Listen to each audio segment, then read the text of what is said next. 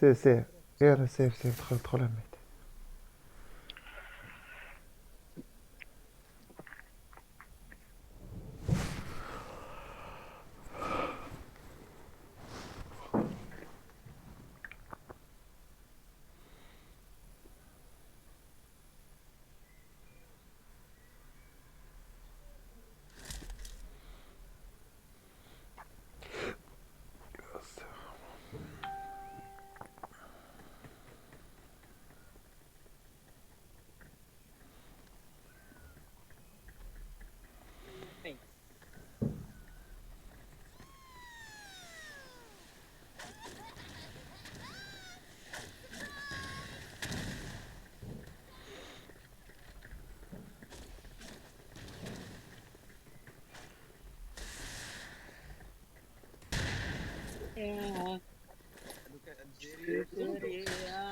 كلها راحت.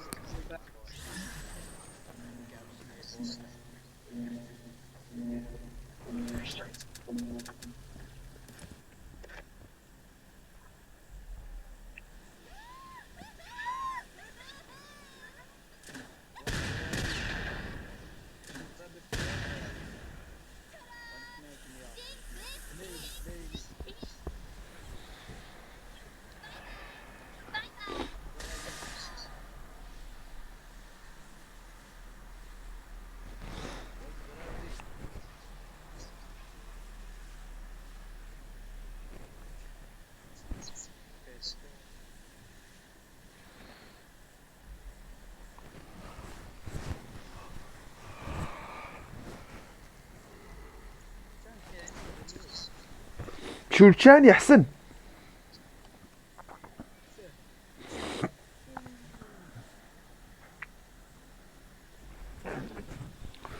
دابا مفكوبشهم، ولكن الجمهور ديال توانسه اللي كلاب ديال العاده.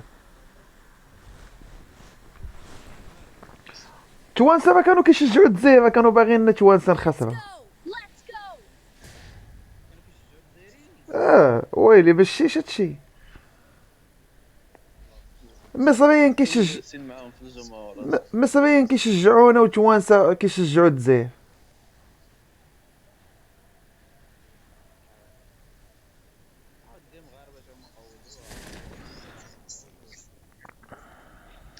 المغاربه الماتش كامل وما كيتصالحوا صاحبي، راسهم قاد ما حطوش.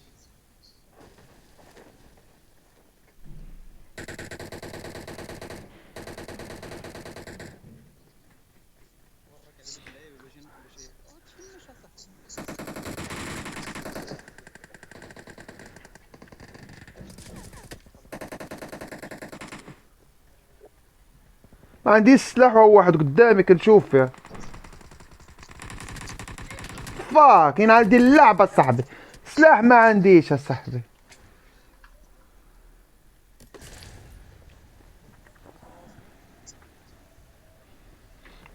شكون داز من حدايا يهز لي سكارة صاحبي، وكان عنده سلاح في ظهره. مشى نقز هذا.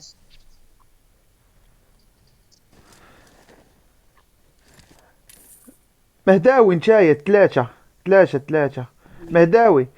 كان عندك ما كان كنتش انا.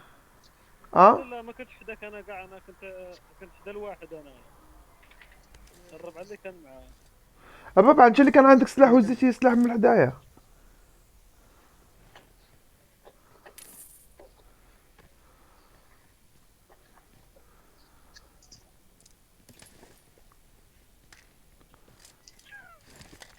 جيت الله ناقو والله.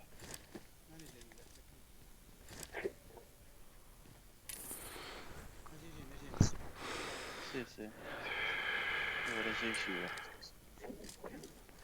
هي الوالو ياك.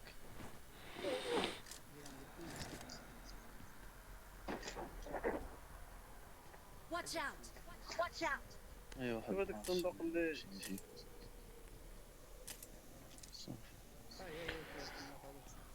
نادم فوق الجبل، نادم فوق الجبل.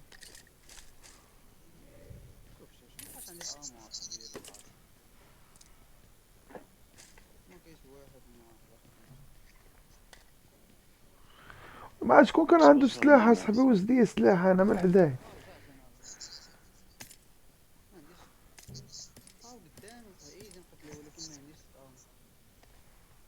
اجي معايا نضربو الكروس بو كمل عليه. اجي نحط لك واحد 30 اجي. عادي انا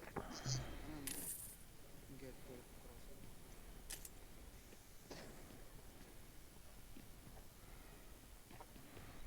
الله يدي الكيل. شوف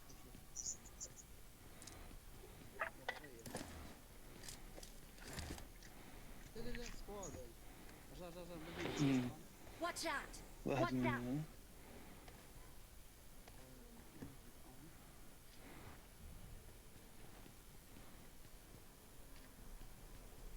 عرفتي هذوك دايرين مساطا. اجي معايا هذاك ولاد كلاب هذا حط راسو في هذيك اللعيبه باش الا شافو راسهم مشاو هنا.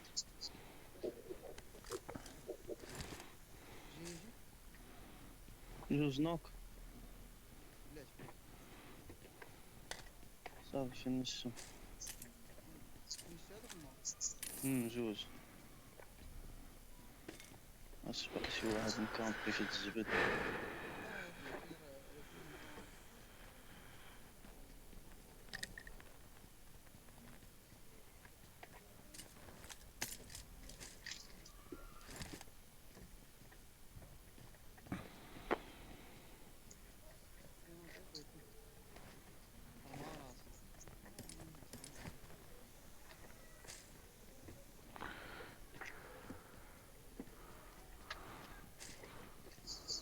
لوتي قربنا نهبطو لوتي. قلب غلف هذيك البلاصه فين متر راه كاين حد صندوق تما فيه انفو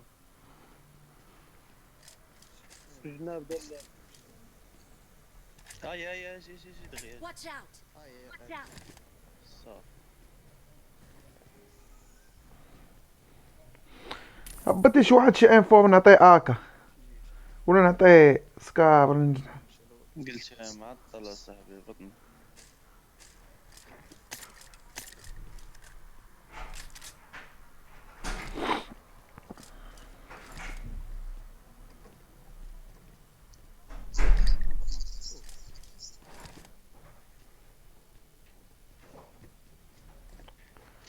هاي كاين طوموبيل انا نجيبه. لا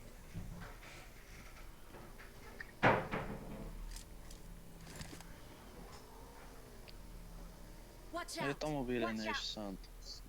انا نجيبو.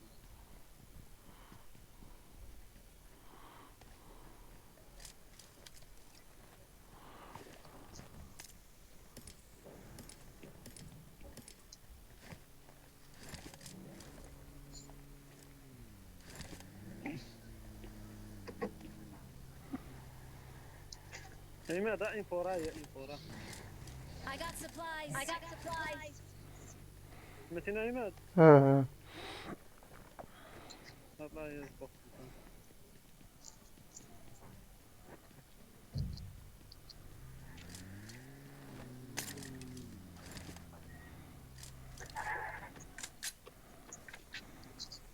هذا مورو الاخر غير كيدو ياك.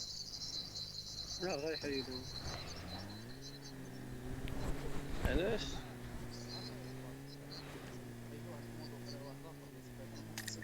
اي هذاك هو الغازي. لا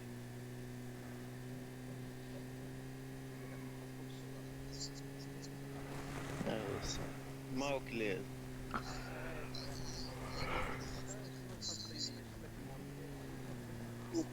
بيا بالنص الثاني غيلحو حتى هنا لحو حد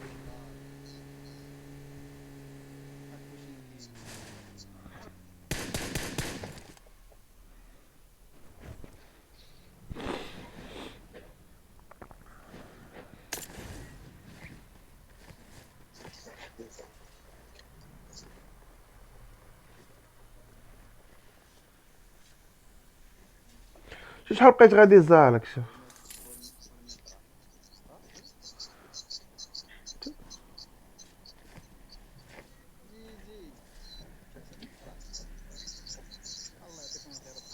ميد مهداوي صوتك عندك.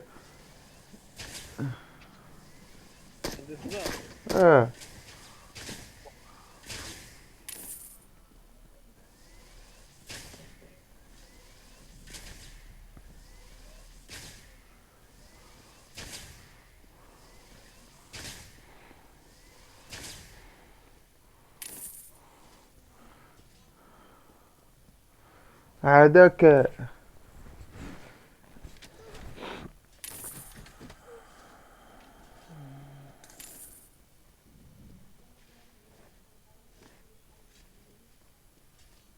هو بنادم حداي.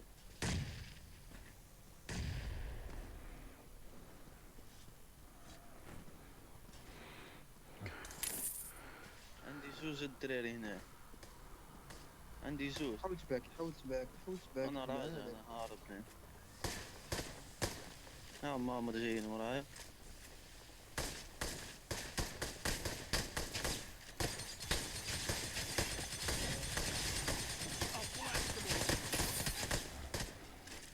يجي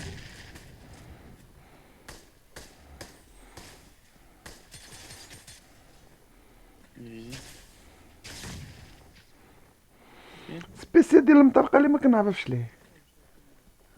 كيبقاو مواركين عليه وقع. لا انا ما كنعرفش نديرو الا كان صور. وتا دابا البارح كيديروا داك اوتلو، كيديروا داك واتلو، عرفتي كيدير بنادم هو واحد. لا ديك جينكس، تبع جينكس هذيك.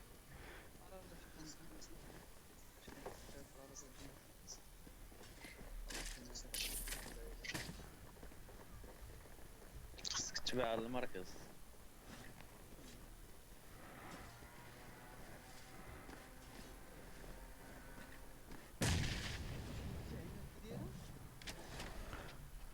هذاك واتلو.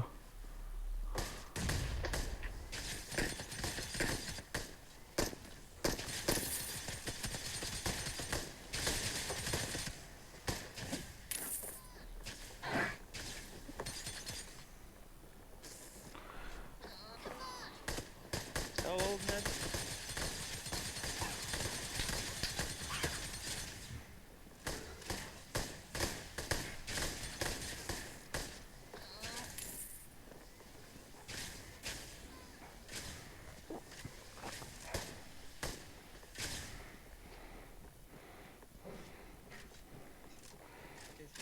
والله ساكن هذا بلا ما تذكيش بعد كيضرب كيهرب ليا صاحبي من ظهري كيضرب عمر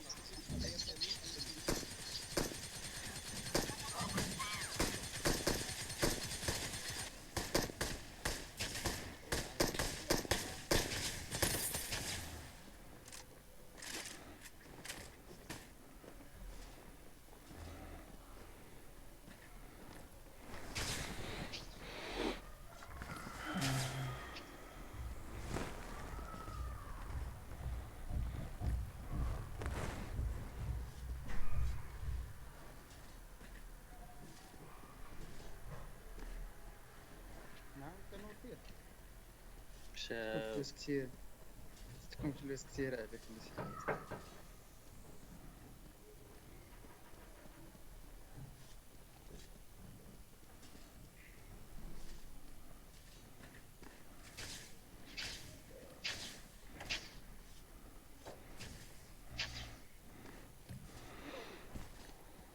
شحال من صندوق ذهبي كيكون؟ واحد ولا جوج؟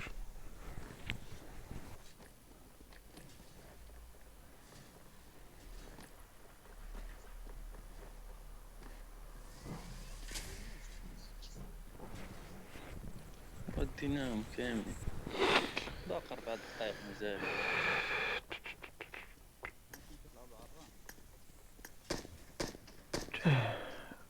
الاخر اللي فوت في الزون اللي غتكون عامه.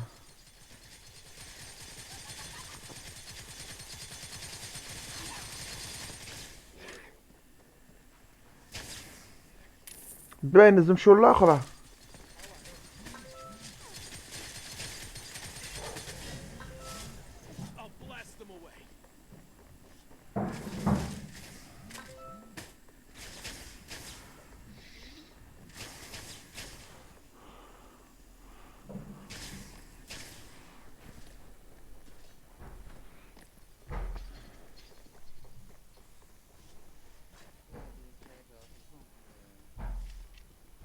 هذيك يجي هذاك اللي غايبلعو انا نزلتش. الاخر حدانا نزلوا، حدانا اي حدانا.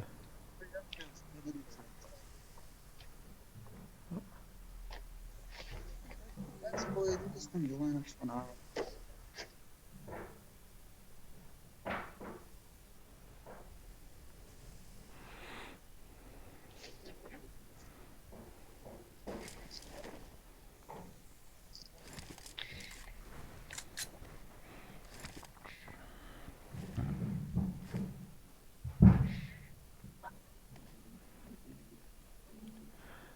اللي باقي الفوق ينزل دابا، غينزل حدانا.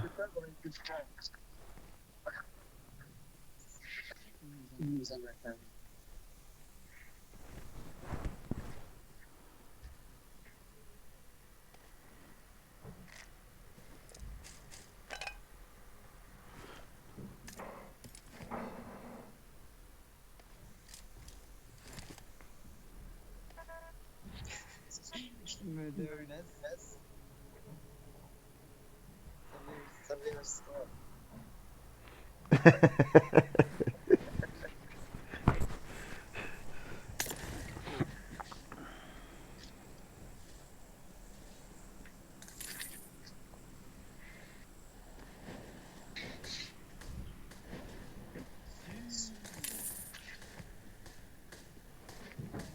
ايه نايضة هم الفوق. قدام.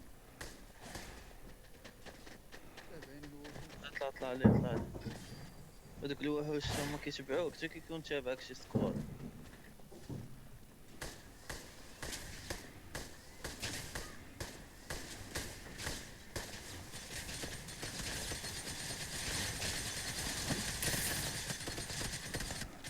الدريا كيل على بالك.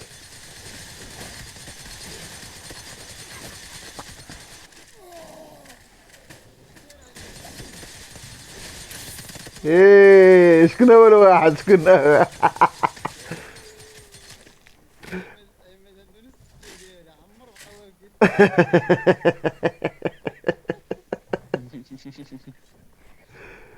والله ما ديت شي كيل منهم انا كاملين من الاول اصلا.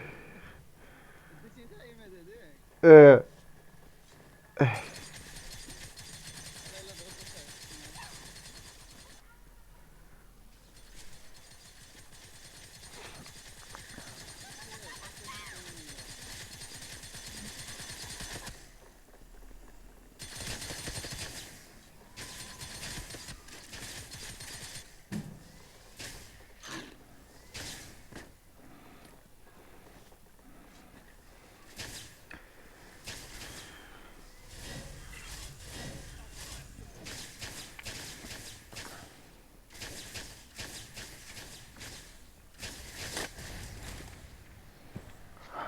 مشينا الله يسمح لنا.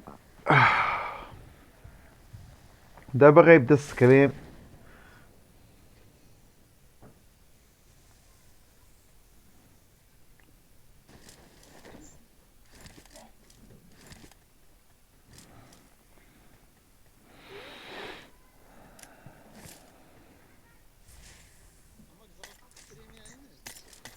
لا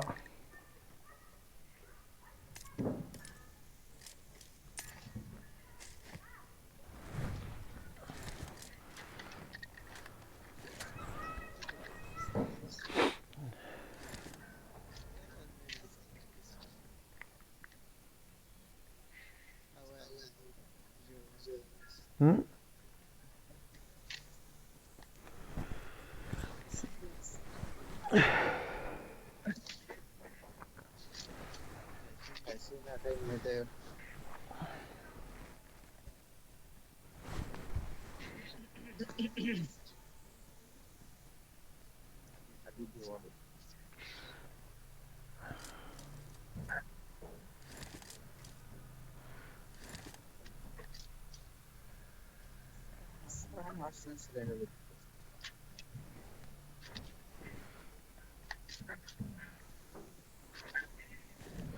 ما عنديش دواء انا، خصني ندير جوج ضربات.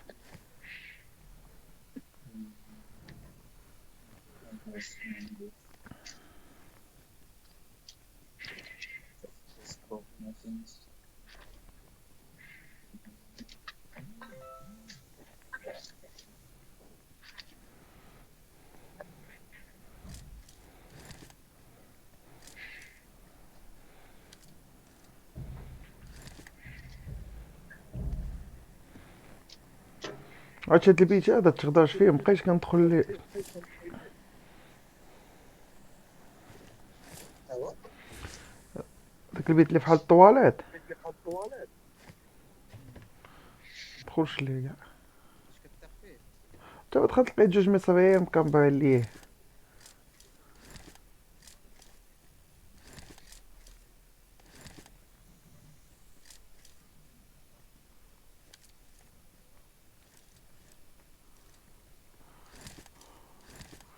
ليه سلمت عليه مسؤول وين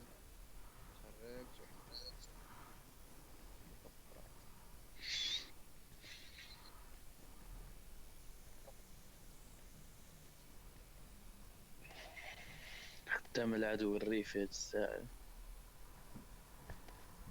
هادشي علاش دابا ما كتثقش الناس ما يكونش صحاب باش يكونوا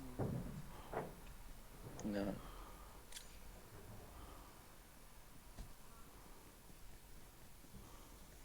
شريتو ولا واحد خديت انا، هي اللي تصرفت عليها، ما ديت لا كيلات لا والو، بعدا دينا الأم. هو ضرب قدامنا هاد الدراري Watch نيت. out! Watch out!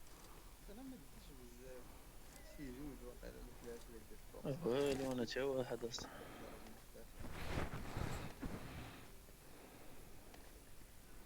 المرة جات عندي ديك المطرقة ما كتجيعني كدي فيها كيلات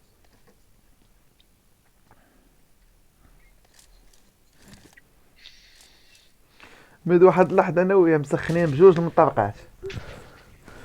هي السكرة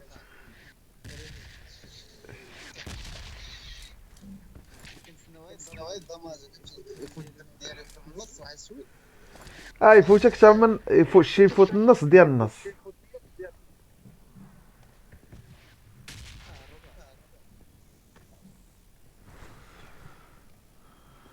Marked an airdrop. Marked an airdrop. او بلا بزاف صح 12 يكونوا جيت البريد وقال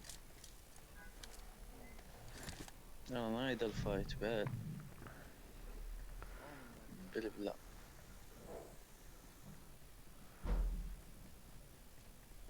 هاي ام اخرى الدراري اللي Marked خاصها an الام. airdrop.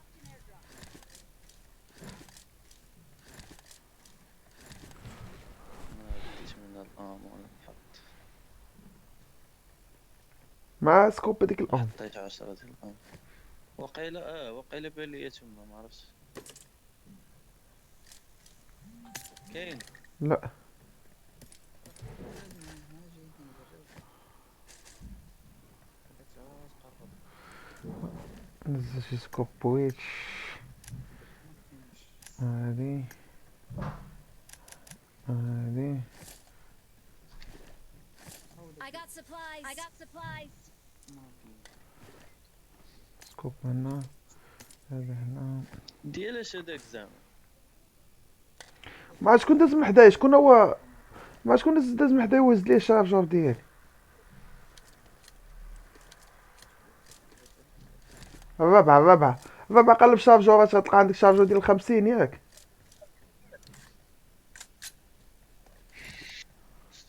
ماشي انا ما درتش عشيري، عندي هادي ديال 3. انا سبقتك الام ماركيتها لكم مشيت. قدام الدراري هايدا كنشاهدوا لكم شي واحد عندي 3 الكيلات كحالته.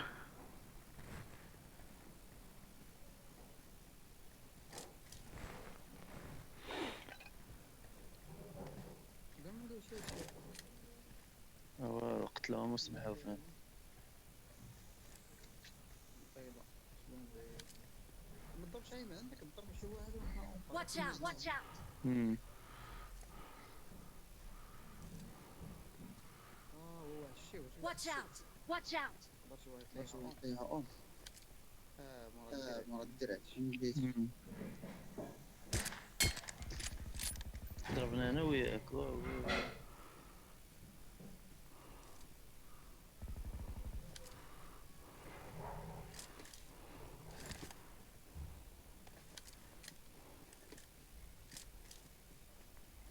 نشوفو مع مول الكروزة.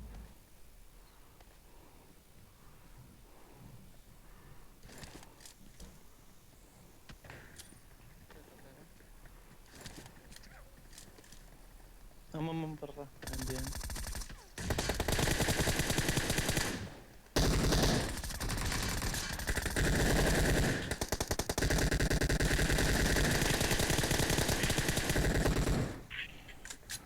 Form up on me. Form up on me. ما كان هذاك اللي بعيد هاد الدراري شي واحد. ما كان هذاك شو شو شو شو عندك، دخل دخل دخل دخل يا ميدا يطيحك. دفاك اصاحبي. هما ما مبوشين هادو. Marked an enemy's death crate. قريبه قريبه. دير دم.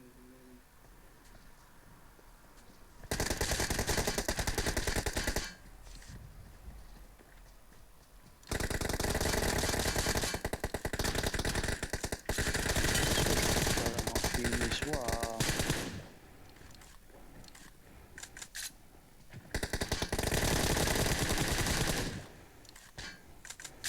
يا ليبي علوبي.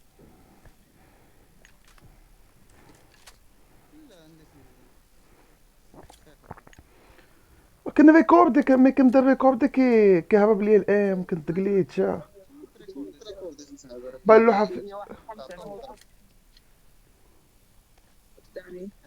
عماد عندك شي قرب شحال نمشي نقرب باش ما يعرفوا شنو يدير. ما بانوش لي انا كاع.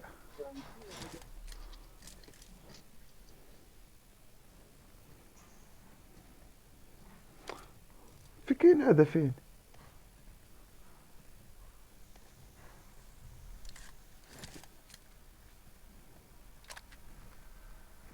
كنخرج ما نعرف الدق فين كيجي.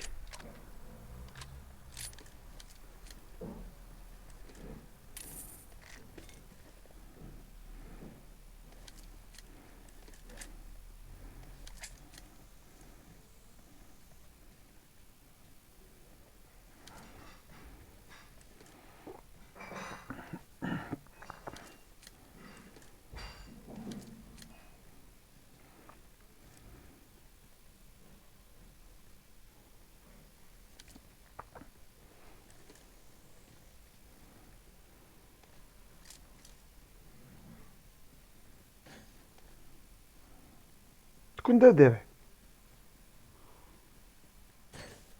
هنا يدير خونا صاحبي فين غدر.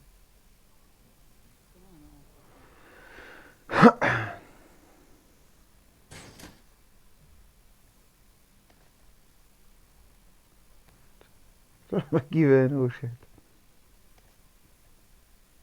كيضربوا بسنايبر فاش هدات القضيه غدروا.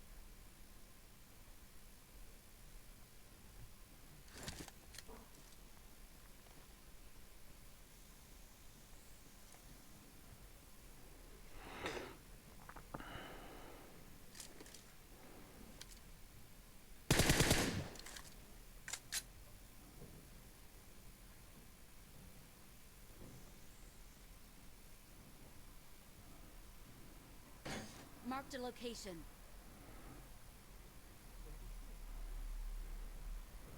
فين طلعت هاد الموكو؟ بلي شي واحد انا.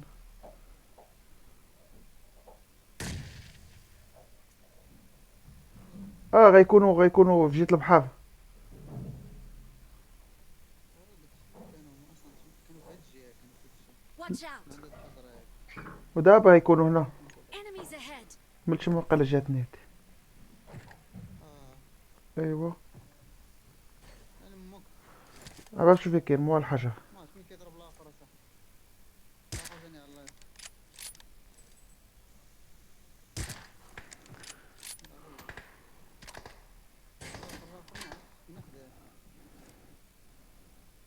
Marked a location.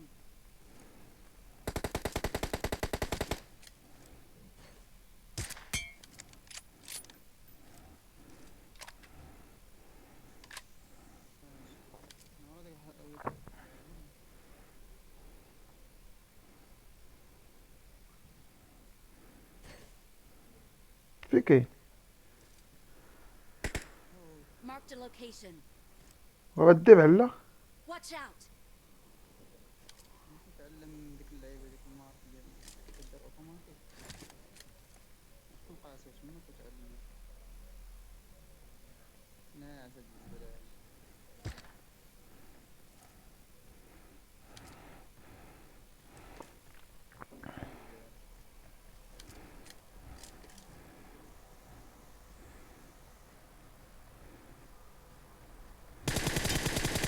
عطيتو هيد شوط ولد الكلب.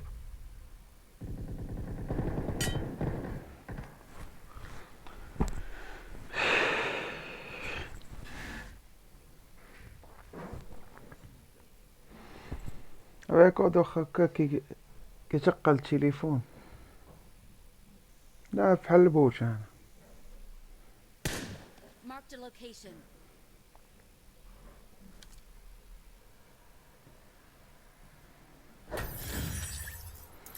زائد 17 مزيانة.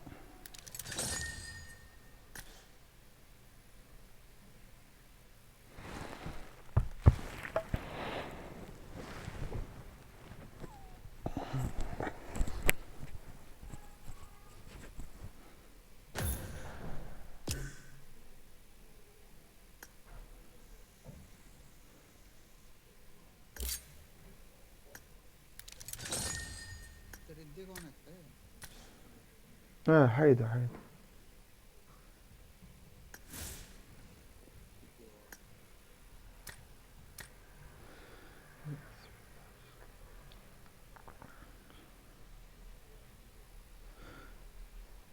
سو 60 نقطة اللي ناقصين ليا.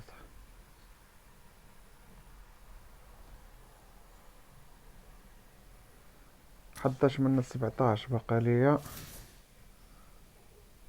49.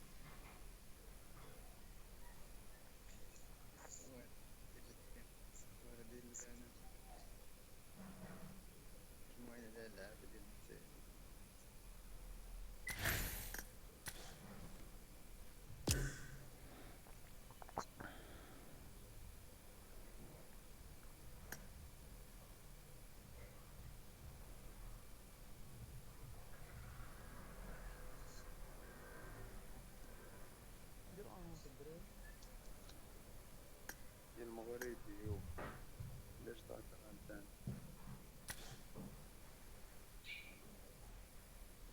تزيفي دير درابو د المغرب. مغربي بغيت الله. يا المغرب يعني نحكي معاك مقليتشي. واش مدري شي هذيك حبيبي. كيلو ديال البنان ديال عندكم صح 180 اخي. 180 درهم ليك انت نخليه ليك 140. انا نعطيه لك باطل. انا نعطيه لك باطل. عطيه الوالدة عندك. لا لا خويا. لا صاحبي نعطيه لك ليك خير. ايوان لا لا انتم عندكم خاصات الوالده ديالك تكون تحتاجها. والله عشيري راه ما كانش وحده ما احتاجتو تزيف اللي معروفة في النقوشة بزاف. الشيخ نانو، الشيخ ماميدو. يا تشوف انتوما النقوشة اللي عندكم يوسف. الشيخ العفسة. عدوم هذاك وحدو ديهم كامل. شنو تأدم هذا؟ انت كتعرفوا انت. ما نعرفوش كبوحدي. بس تعرف شوف بس تعرف منين باش تعرف شفت انت ثاني باش تعرف نيبوك طايح خاطر على ماميدو. انت مين تعرف ماميدو ديال لي نيبوك هابط يا اسمع جامي تخربت لي جيت كلاشيني نكلاشي نيك امك تزيف اش كلاشي. تعطيني حبه نعطيك والو اسمع يا صاحبي ماضي وماضي نسير نحوي لكم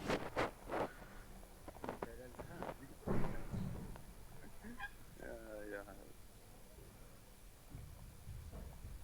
وين جيتو نتوما زبي مين نعطيك زبي بوسو في بلاصة يد الملك. لا نعطيك زبي بوسو صح. والله نعطيك رجل يا اخي نتوما اي واحد يعطيكم يدو والله رجل تبوسو. عطيني زبك انا بغيت زبك هاد الساعة. لا صاحبي لا. والله شرب بالك. زبي احسن. نعطيك زبي احسن تلقى صحيح شحال. واش يلا شوف وين تلقى واحد تاع نعطيك زبي ويقول لك الله يرحمك.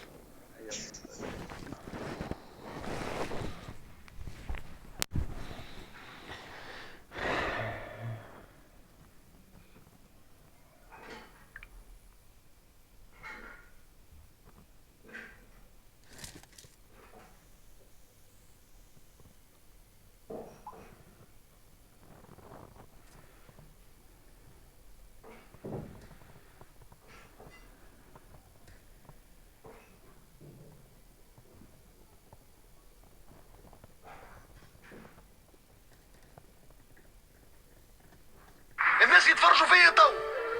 اليوم نعملوا حملة نظافة. اخرج من حياتي اخرج من حياتي. بالواحد شدوهم. نبداو الساعة. اللي قريب لك وما يحسكش خارج. قريب لك وما يحسكش. اقرب ناس ليك ما يحسكش. الليلة خرجوا. ديكاج اخرج. بعيد وزعما يحبك ومش لاهي بيك خرجوا. صاحبك زعما الروح بالروح ويقطع ويريش فيك. ديجاج اخرج. تشالي يا ميت. عملت معاه الباهي وما راش بيه خرجوا. انسان ما يعمل في شيء سقم بكم. الناس بتلتك لحمك يقطعوا فيك ويريشوا فيك ويسبوا فيك وهو يتفرج. خرجوا. انسان ما قالكش بيك. شنو اللي يوجع فيك؟ شنو اللي متعبك؟ خرجوا. انسان لك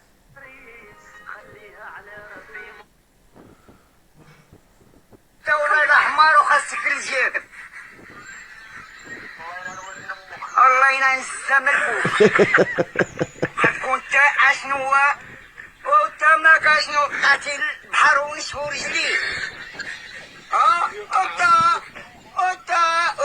وتا خبويزة نايدة ومهورينك في الكسكاس. وسيروا تتبدلوا خناششكم. واللي يصير اخر من الزك. وترى بحال خنون زبي حيت السامي. الله ينعن حياة امك. هو اول خرط صغير غادي تقلع. والخرط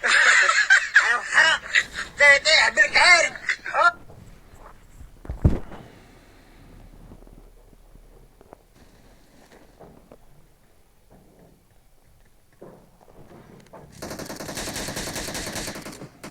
فاك اش مقليتشي بالله.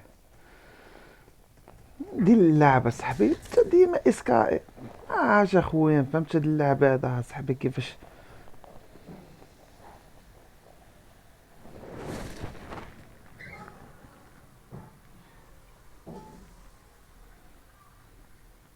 نايت بس اني بروس بول صفولي الكي. خليك بروس براسك. انا الباكين عندي زيادين خليك بروس. جاي نديك القنت هذاك لا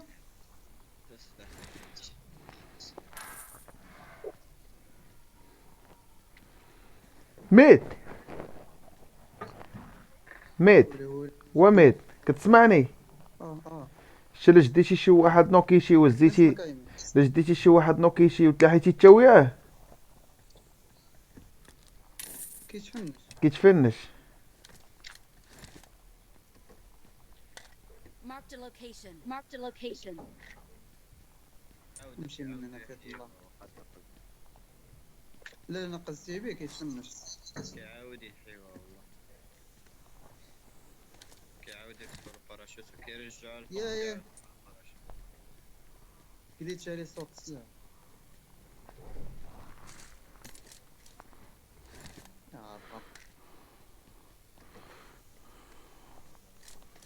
طريق مهداوي ديتي هذاك ديت راه باقي واحد كان لابس الابيض هو صافي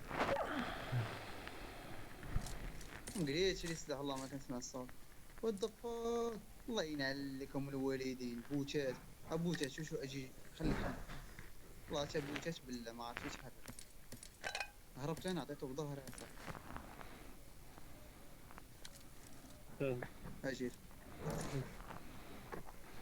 سيدي هو جاي بوت شوف كيجي يتحرك يا الله الله يعطيك العافيه اخ المغربي واخ عقل عليا مزيان اخي ارنوب عقل ماشي مغاربة هاد. ما عرفتش سمعت انا مغاربه وانا شفت الفلاك ديال نوكاني ياك نوكا واللي نوكا شنو اسمه ستاروا نوكا ستاروا ماشي لا هذاك هو هذا أبنوب أصاحبي ماشي مغربي. انا نوكيت الاول اللي قتل ستاروا انت قتلتي واحد مغربي تما وهاد السيف راه هو صاحبي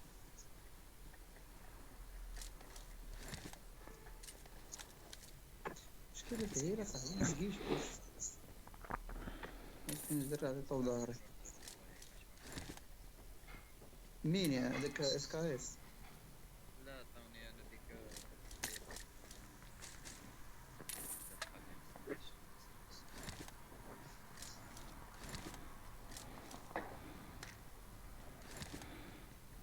هو الضربة هذا ديال بود زعما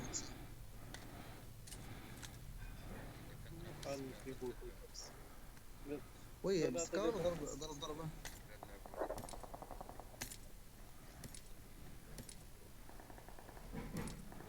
والله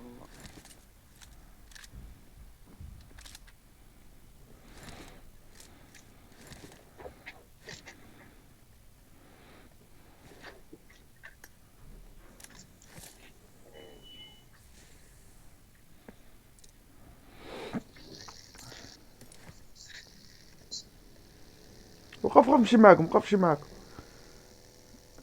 هاي نجيب الطوموبيل طلع حداكم.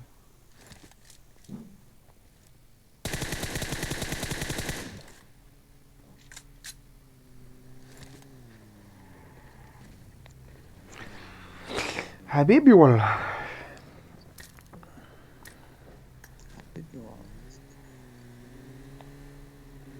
شنو خرا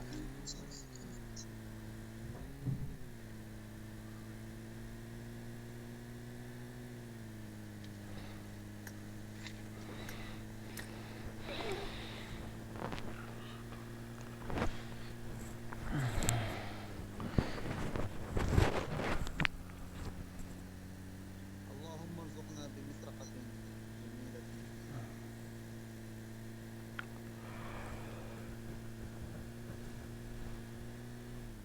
انا بنقول لا اللهم ارزقنا بكلاش وتا 4 ايام وانا نبوت يا صاحبي ما دخلتش البارح واليوم والبارح والبارح حنوب. كدير ميزاجور على التليفون لا داك الميزاجور اللي كيجي لا ما ديرهمش دابا اش من فيرسيون عندك في التليفون لا ما عاد نكذب عليك 12.5 كاين بنادم تحت ما يعطوني لي الدين.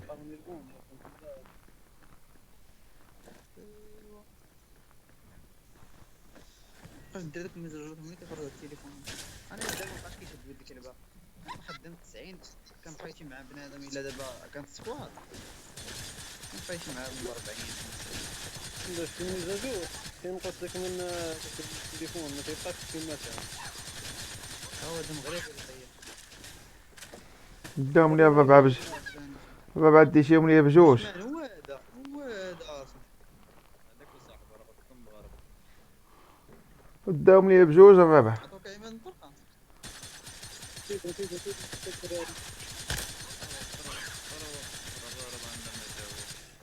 هو عاد بلا ما يديني شي واحد الدراري هذا خليت فيه ضربه ها وحده هي واحد.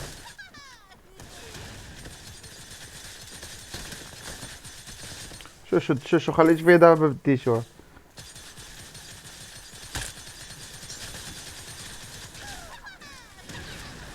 مشاو لي الكيلات انا والله. يا لا اخر عندك.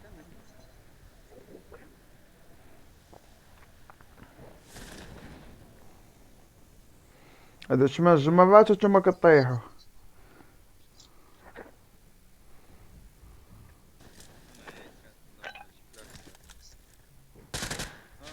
استفاد من خلينا انا يلي ودمنا نفرق.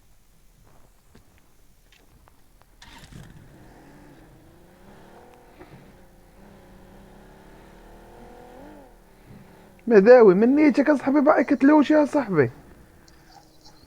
انا خارج هبط. ويلي عيب كاع.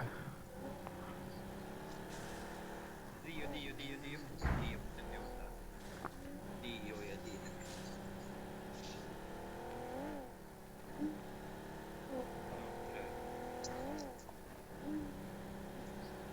شو قاعد انا كنت بغيت نهيل يا يتابعني هو بعد منه صح.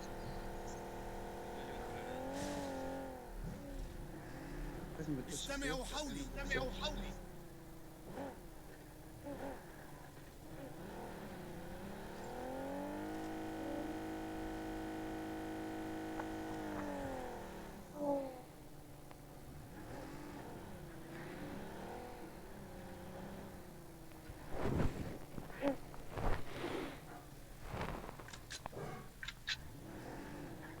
يا جمعوا لي ثلاثة.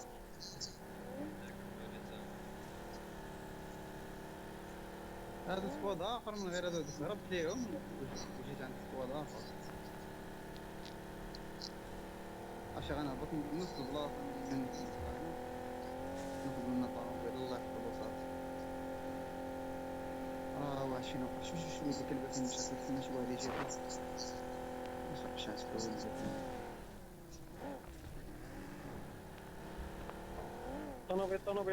طنبي.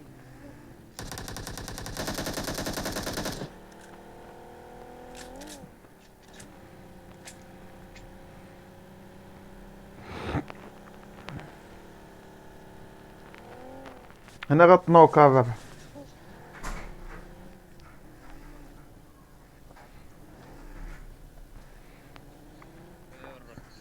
وقف هنا.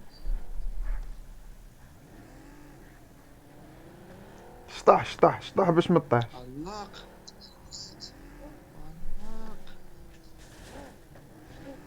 Head toward this point. Head toward this point.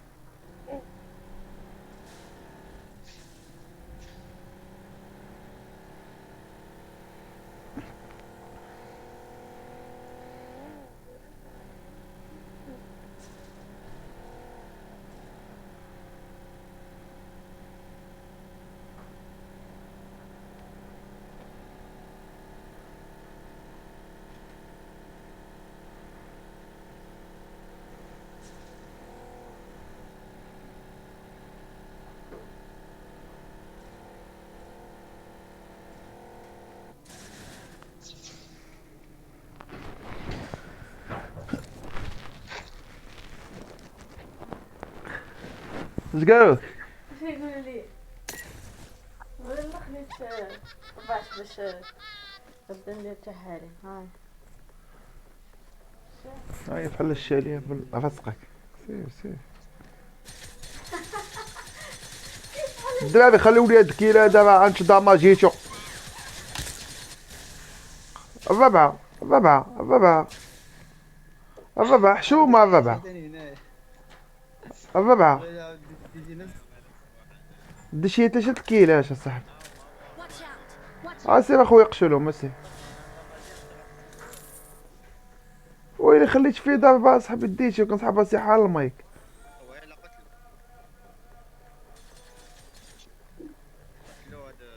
فين هو؟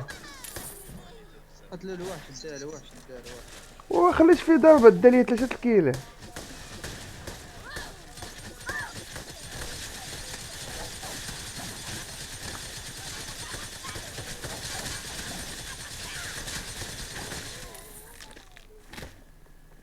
خليهم الناس هذا ديك كل شيء. ما عادش كنت نديهم ميد. لا خويا ديت شي عصا.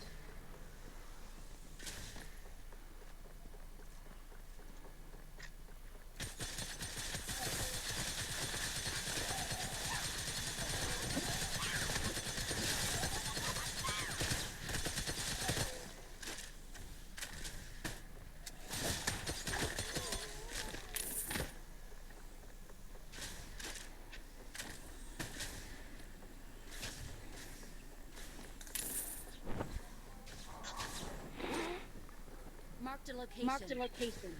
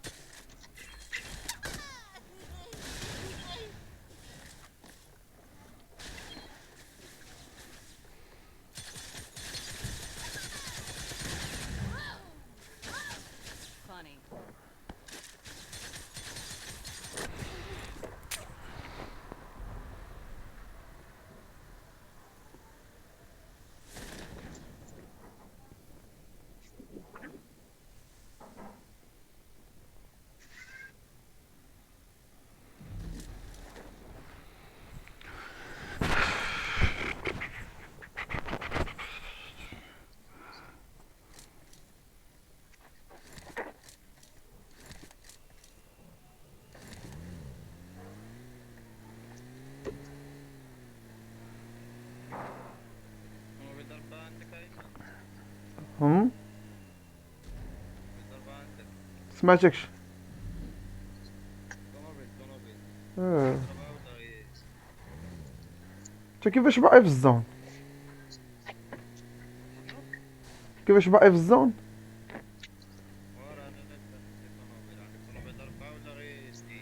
دابا بعد دابا بعد.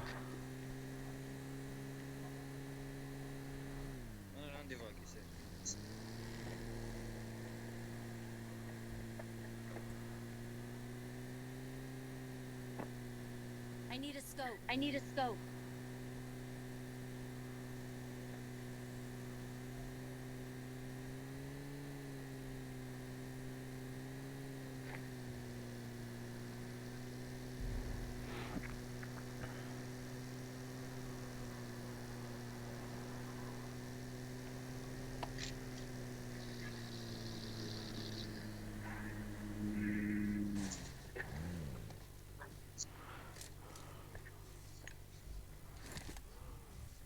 سوقا ما داويتش دمك عامر، سوقا ما داوات، انت ما تزيد حتى حاجه من بالك.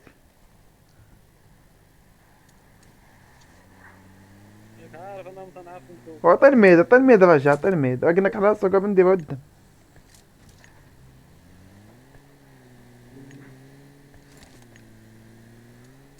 شحال ديال الصناعه دقيني هنا.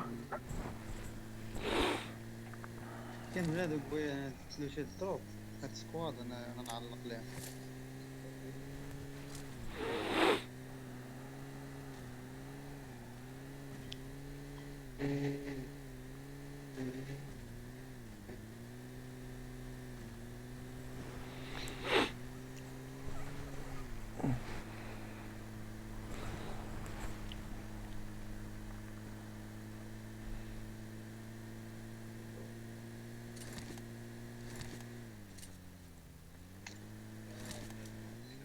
Watch out!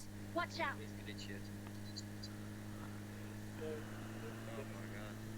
شفت واش كاين بلاد ولا غير طنوب؟ كاين كاين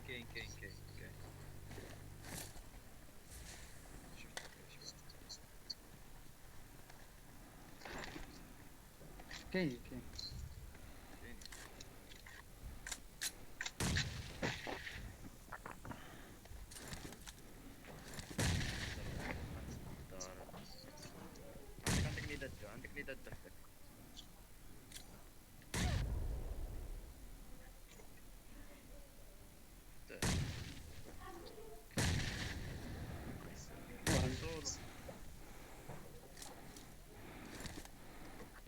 صدقك.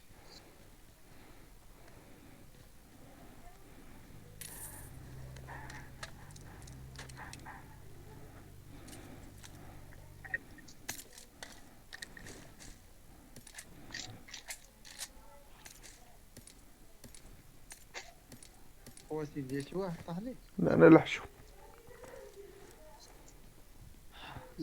اربعه مخدرات واحد.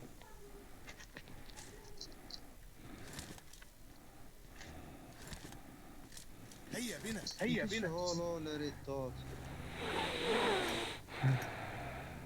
داي ما كاينش واحد عندك شي 18 هذيك نهبط كروزه. 18 هكا 17. خاصني وحده. كاك عندي ثلاثه وما حطيتهم لي. لا ما حطيتهم هما هنا. اشتراه.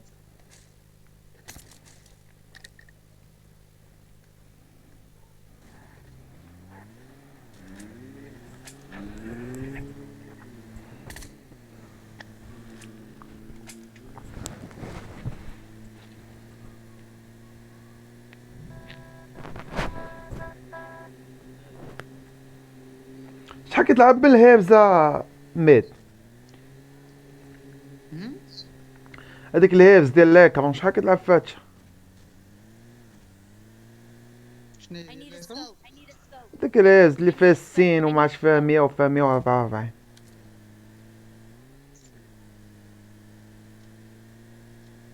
والله ما عرفت شنو هو السنسيتيفيتي ديال هنا في جبيله. داك من ورانا عاوتاني انا خايف من ورانا. من ورانا كاينه طوموبيل تماك شوف كلار.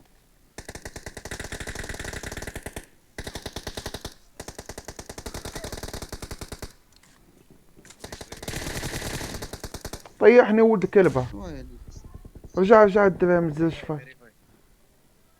هذاك عندك اجا عند اجي عندي انت. باقي واحد. Mark the location. Mark the location. يا باغا يفنش. شي نخش لي في اللقطه اللي كان كيفنش ديه. طاح انا والله شوف. جوج ولا متحاربين هادو اصاحبي. انا والله شنبوتي اقسم بالله شنبوتي.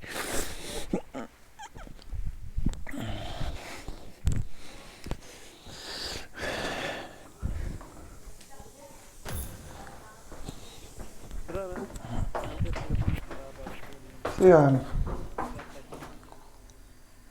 والله تسمعت واحد الله يسر يلا يا خويا تسمعت واحد الله يسر من غير هذا اللي بوش عليه عليه من عاوش ما شفتوش خبز.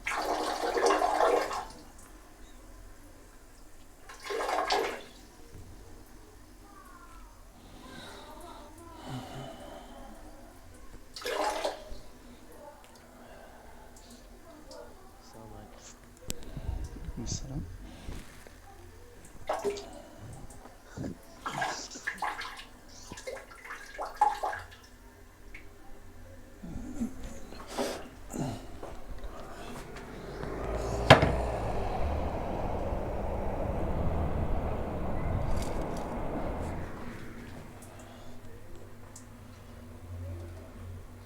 في الساعة 20.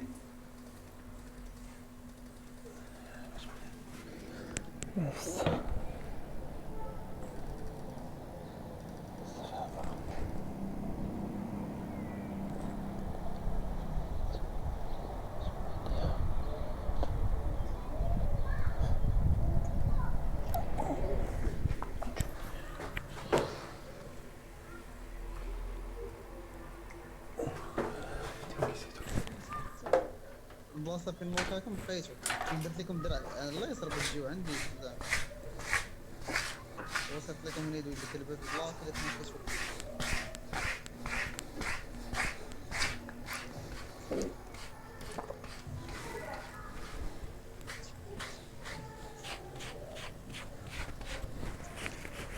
الاولى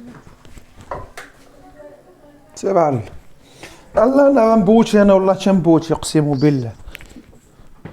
واحد الريكورد اصاحبي الريكورد او كنت نشغل التليفون دابا حيت انا باغي ندير شي لعيبه ف بعد السوايع باش اللوحه في يوتيوب باغي نخدم على السوايع.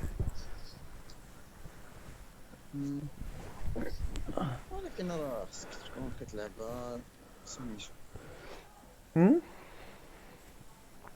تريكوردي وتلعب شويه صعيبه شي يوم فريزي لي اللعاب كيتفريزا كيفريزي وكتوقع عليك واحد اللعيبه ديال ملي غادو تيري لعاب ايتيري معطل. وراه قلت لك انا اللعاب ثقيل قلت لك حتى دي ام قلت لك اللعاب ثقيل. واحد الثانيه عاد كيتيري اللعاب اش غدير الصبر هو غادي تسمع معطل شي واحد مياني للدراري او تبارك الله شحال واحد. يلا يا عبي مت انت شوف فين نزلت دابا دا لعب هذا يا صاحبي شوف فين نزلت. نزلنا خويا الثاني ولاد الاولى الاخرى 70,000 واحد والسلاح ما كاينش اصاحبي.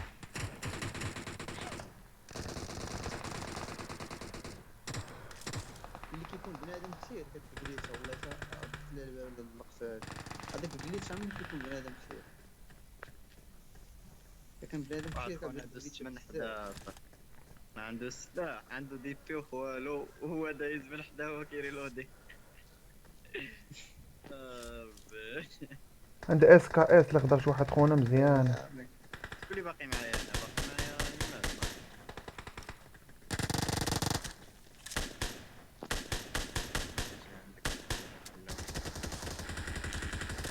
سكوان حطكم في النص كانت راسي ما المرة بين ديما بعد وصل مشي للاخر. شو عند اس كا اس سكواد فايتشي معاه نبي تاني نوك الله يسهل ثالث نوك بوشيش يصبر ما بقاش عندي سلاح. سير اجاك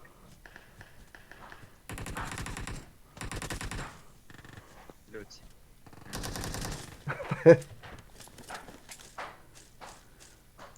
هذا لعاب خلاص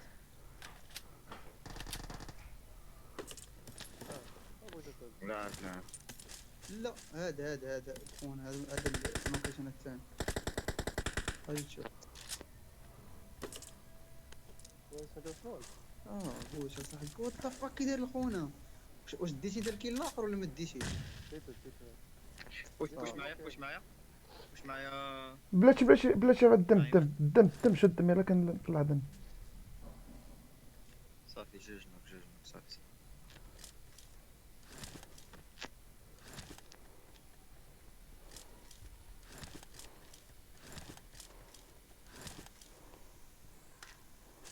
Marked a location. نيت سيفت غير باش الفينيس ديالي تنوكا بها الثاني.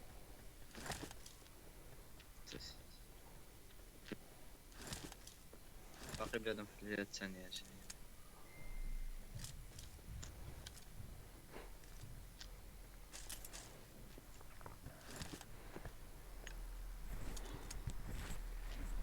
نمشيو الياس. بنادم فوق التلفزيون بنادم عندي. انا عندك انا جاي عندك. لا وقفت يدي يا صاحبي. حسب لي تنوكا فول دام. انا كي وقفت يدي على التيم جاب لها تنوكا. اوف كريم يا صاحبي. جبت لها تنوكا وقفت يدي على التيم. ما فينش كمبر.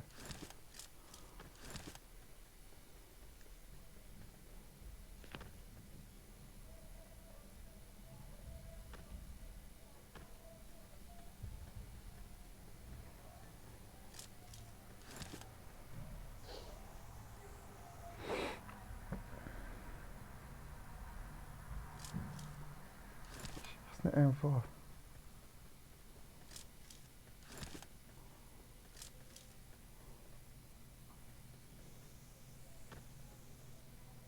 تروح تطفي صناير تكون دام كريم.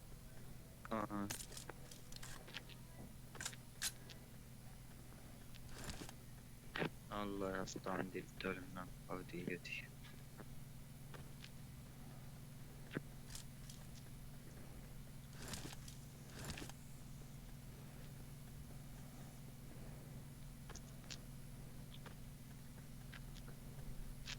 عندك الياس عندك جيلي في الدار. عندي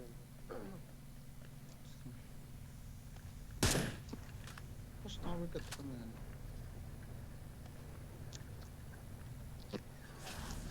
هنا؟ دخلش.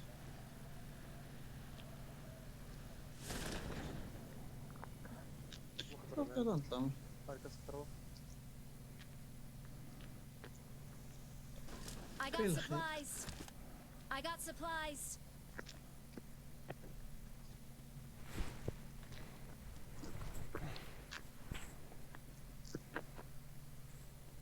إذا الطومي كانت ولا طماجن تدخل الخرا ناقص.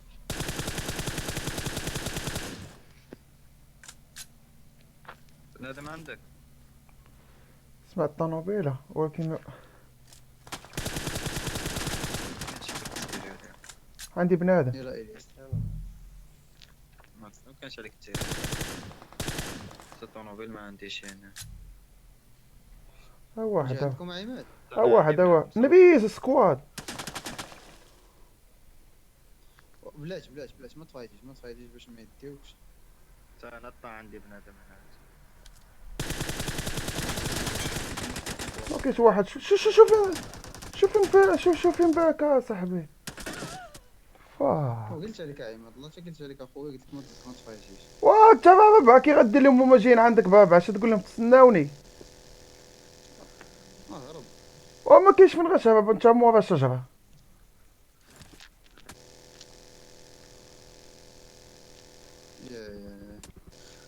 السكواد عندي شد عليا انا. شوف باقي. عندك سكواد ما كاينش كيدير. سكواد كون مفرشكين. سكواد ومفرشكين كاملين كل نوكيت الاول كنشوف الاول ما قاسنيش كنت داماجا واحد داز ليا من الجهه الاخر. جوج هابطين نيشان وواحد من هكا اي طابق قدامنا. ما يرجعوش دابا هذاك غادي ما يطلع الفوق. ناقص عاوتاني شي 30 ولا شحال ينقص. ايوا لا شوف شفتي الاولى نوكل هذاك الاول هرب يرجع والله. دابا كتلقاهم فول سكواد كتلقاهم اصاحبي كلهم. ولا مع نوكيت الاخر تنوكيت في البلاصه، مع نوكيت الاخر تنوكيت، واحد من اليمين واحد من اليسار، ما كاينش كيفاش كاع تهرب وما ربع.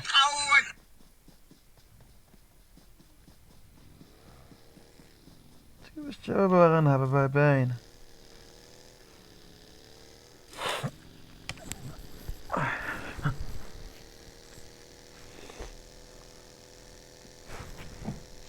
حاول تلقاهم دابا المشكلة مشاو ليهم تما كتلقاهم جاو طلعوا في هذيك اللعيبة. لا ما تلقاهمش باينه. عاوتاني مشكلة.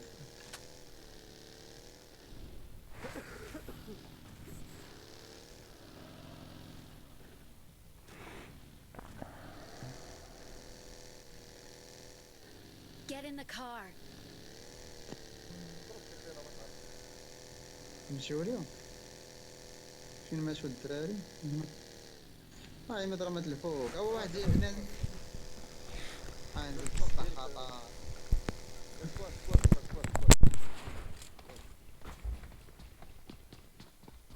خايسي وين اللي داير.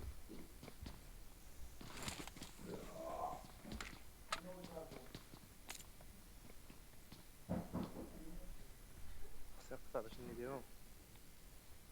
وهي دابا المشكلة هنا كلشي اوبن هاد البلاصة. نقطع جوج نطلع الدراري. شوف اللي كاين.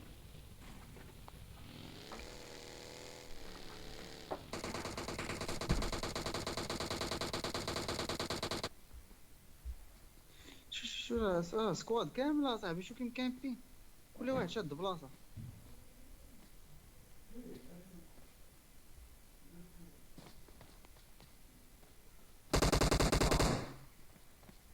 جي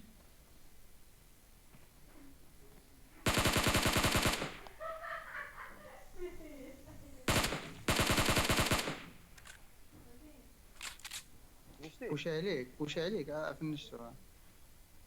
باقي الاخر تريو بعدا ماشي ديو. الله يعطيك الصحة. نايت سانتوريا يتعنى باسطوري هاديك.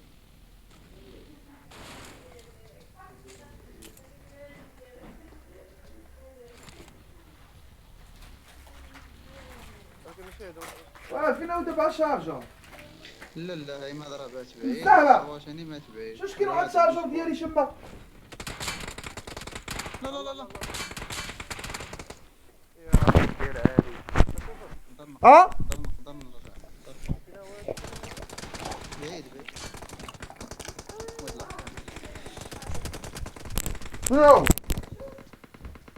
نو هذا لعب عندهم اصاحبي. يعني وقفت من الجهة ديالك.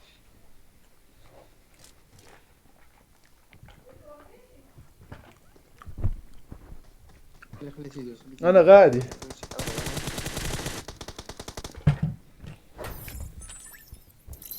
واو الضربة نورمال. ناقص 26 هاني.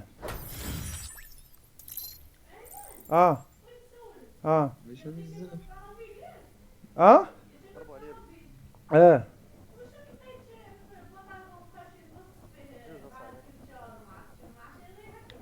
حلفي بالله وما نسيتك تبان حيدو البارح في بواطاق وياك حيدتيه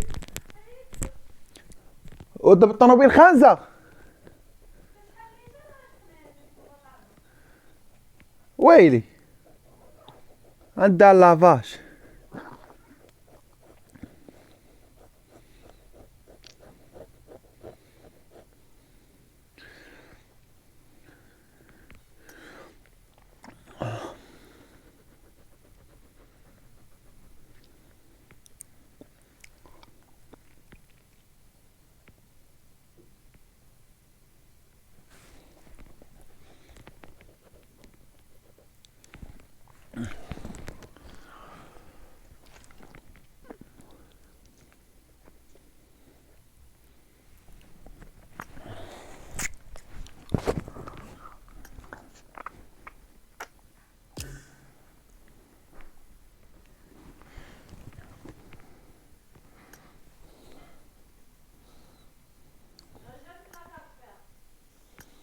ها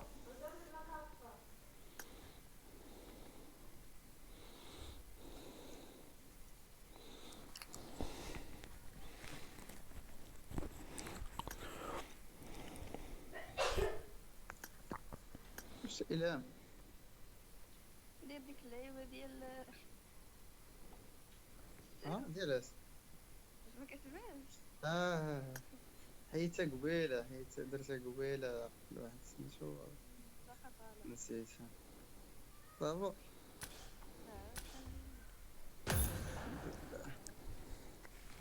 الله يلا 5 الحمد لله.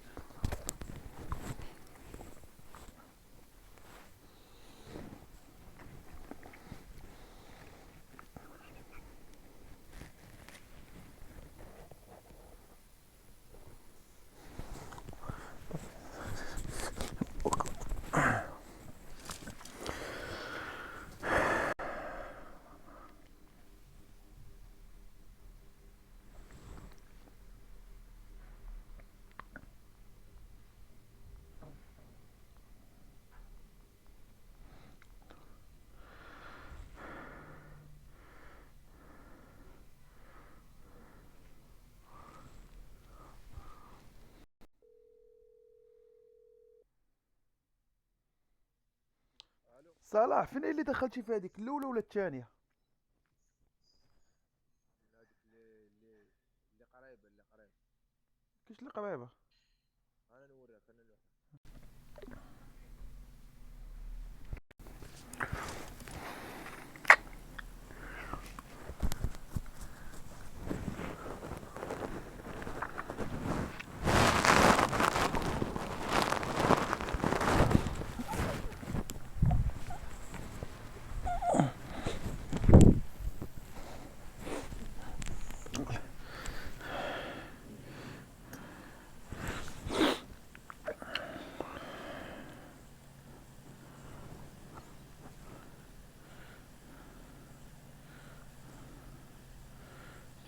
اسمها بي مش بي. اجمع نفسك يا لا احترم نفسك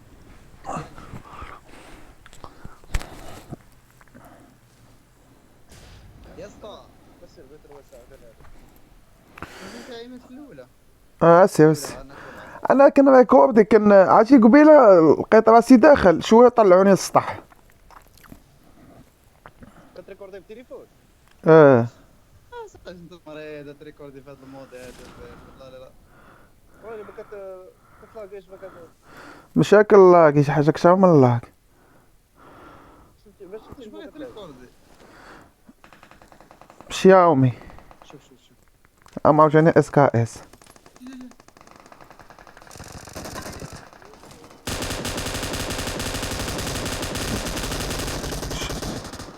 وحق الله ما عرفت شو مين كيضربني، اقسم بالله لا شي حاجه كثر من الله، اقسم بالله العلي العظيم. عرفتي كيبان لي بنادم انا هو ريكورد كاين كيبان لي بنادم غادي وبنادم جاي، بنادم غادي بنادم جاي. فاك انا كوفر يا رب بغي فين مش بغي الناس.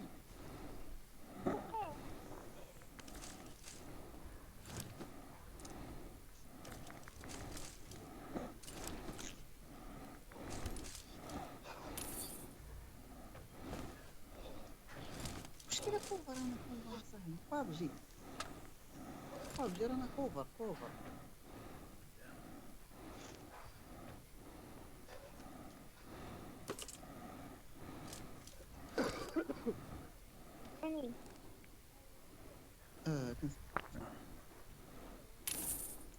يب تست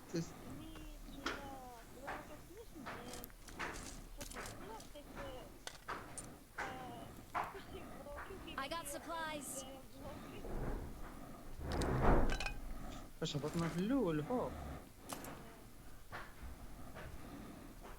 وراه هبطت انا في الباب الداخل شويه لقيت راسي شرجم ما فهمتش.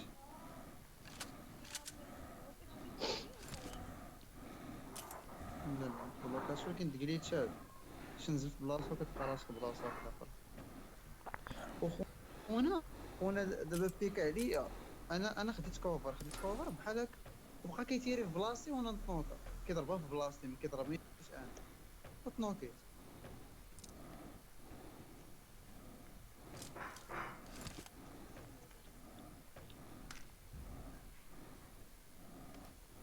والمود بغا يسالي اصاحبي وباقي ما قادوش الجليتشات ديال الزمر بغيتها بزاف. ورا فراسكم هاد القضيه ديال النزله والله ولات كتوقع ليا حتى في ايرانك العاديه، كتبقى في ايرانك العاديه كنتمشى شي بلاصه كتبليتشا في النزله.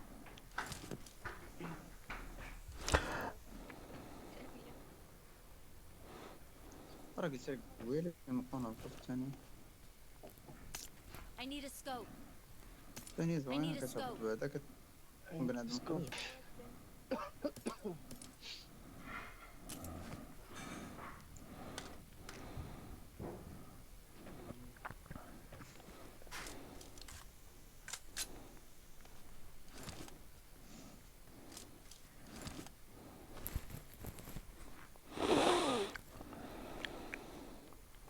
انا تقريبا واجد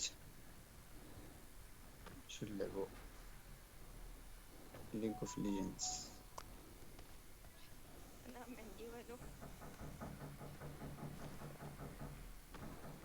والو. نايس بعدا هاد لي كونطونير بعدا فيهم شويه عندك جيلي 3 هكا. اوكي ناس بلا انا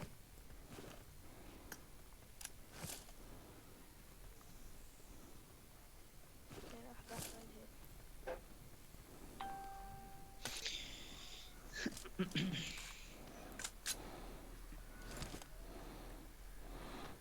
مبقيتش بعيد بحال سي خونا اللي صافا سي خونا كيضرب باش كيفنش كنقول المستوى، لا اسكت في المستوى تل خلي السيرفر ديال الرواس اصاحبي ما فهمتش علاش كندخلوا معاهم بزاف.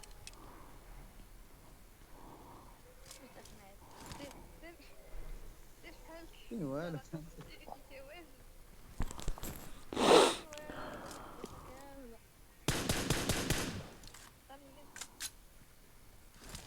ناشفه. ناري يا سيدي عزيز الاسلام.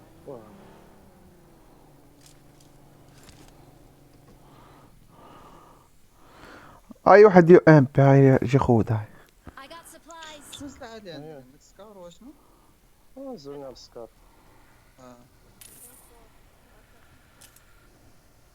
ايوا ناضي.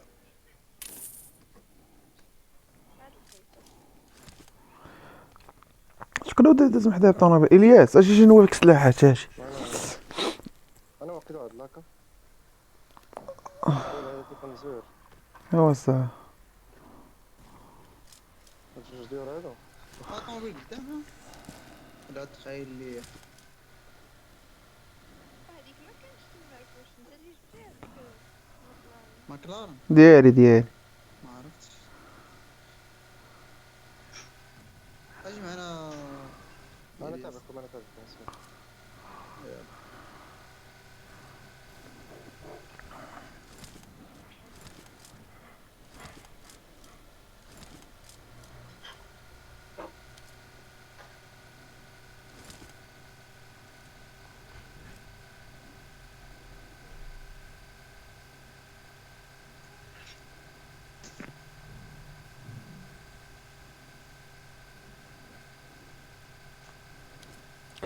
ندوز هذه العلاصه نمشيو لبي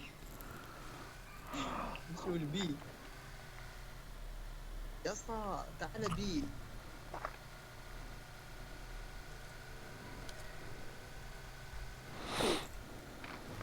واش كتجيهم صعيبه ديك بي ولا ما نعرف.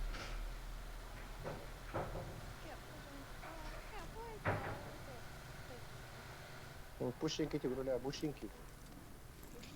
كلشي كيديروه بالباء. بابجي كيقولها بابجي. بوشينكي بوش عليه يا اسطى بوش. ما كتضربوا ولا شنو؟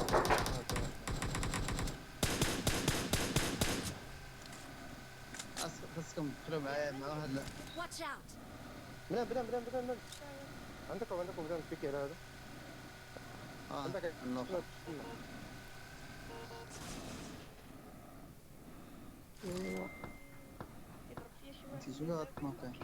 شي واحد في الناس هذا هربا بوكسات يا قاص من طرقه هو بنادم باش نحول هاد الشخصيه ديالي سكواد يا سمعت فرق.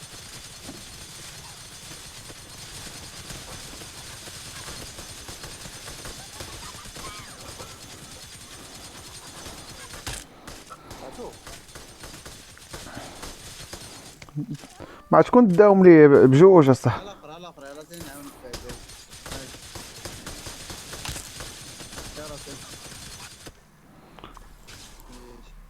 على الاخر قدامي عندهم طرقه. يلا طلع وي جوج عندهم طرقه. بوكسات لا شوم عليكم. ولا يعطيكم طرقه. Watch out! واحد تابعني خليك تدخل.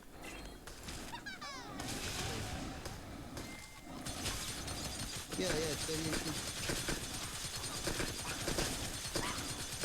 بابا حشومة عليك ثلاثة شو خليش في دقة صاحبي وغادي هربان. كنا عاونتيني فيه ما يطيحنيش. صاحبي شو درنا صاحبي عندي بوكسات صاحبي انا. وانت مبدلها باغي يعطوك بوكساج مبدلش غير شي ما يعطيك هادو بالفي ام. عندك جوج عندهم طرقه. ديما انا كنطلع عطاوني بوكساج كنبدل ما عطاونيش بوكساج اي سلاح عطاوني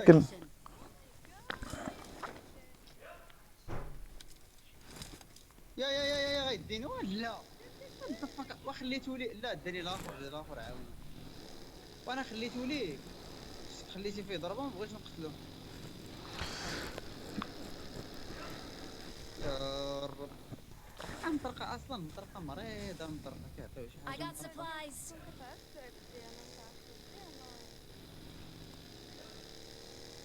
والله تعزيز عليا المطرقه يكونوا كاع تريو كنديهم مطرقه عادي. الدرقة هو اختار سلاح فديك. اختار سلاح شو انا يعطيوني مطرقه ولا سنايبر هاد الجوج ما يعطيونيش غير جيمس ولا بوكسات دي سولو ولكن باش يكون الا كانوا ديوز غير يديو بجوج.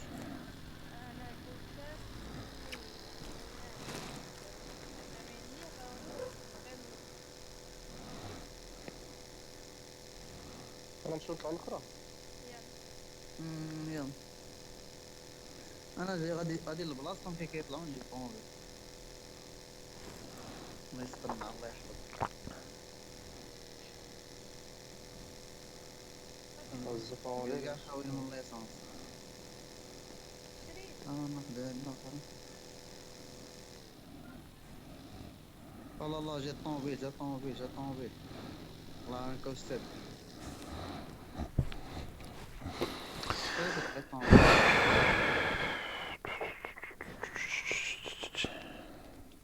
يا على فريز واو على فريز.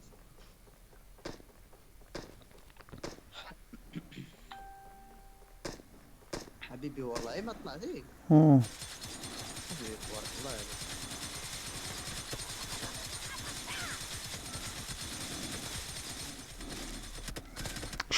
شداو لي كيلات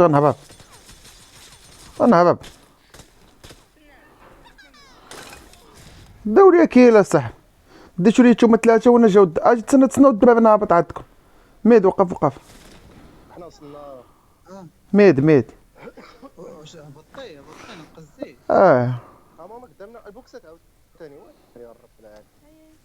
هذا راه كيعطيوك نص داكشي. داو لي كيلا صاحبي خليش فيه ضربة كنصحبو معاهم. كاملين هادوك كيتي هذيك الساعة. نعم سميجة هذا بيخلد سمي ديال داك المغربي داك سامجين. هذاك سامجين راه مقود هذاك. ناري شحال من واحد ستريم سنايب. ناري ما كاينش نوضي ستريم سنايب.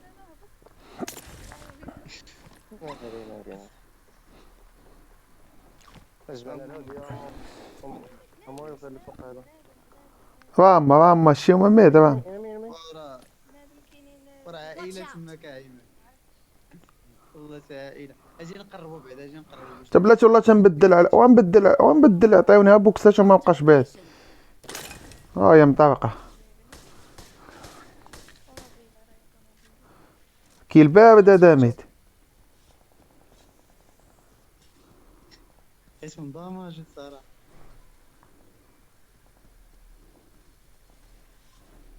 والله شاد بلاصة هذه فين Watch out.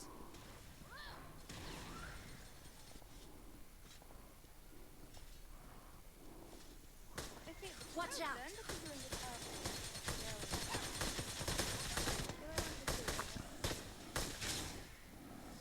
ميت خلي لي موكور كي فين هو ميت؟ مابقاش ندير ارمو انا. عندك راه سكواد. مابقاش ندير ارمو انا. سكواد. فين هما سكواد انا ننزل عندكم. لا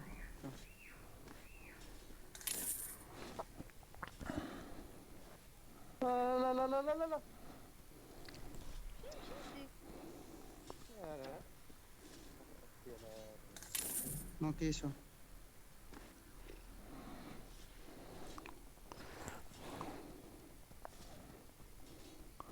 ميت باقي معاكم.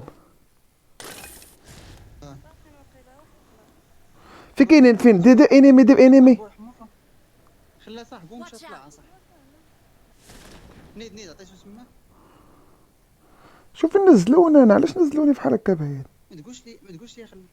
لا يا انا وراكافر إلها جيش. هاو نزل عندكم واحد قوتشاه. يمكن هو نزل. هاو إلها عماد نايس عليك عماد. واحد جاي من هنا عماد. Watch out. فين هو كيفاش ليا؟ Watch out.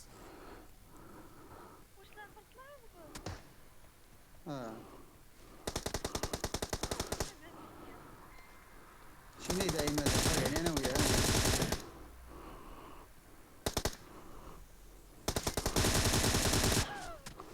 يا فرق يعني انا وياه حبيبي. بغيت واش يفنشك بقاو كينقصوا ليا بزاف ناقص 5.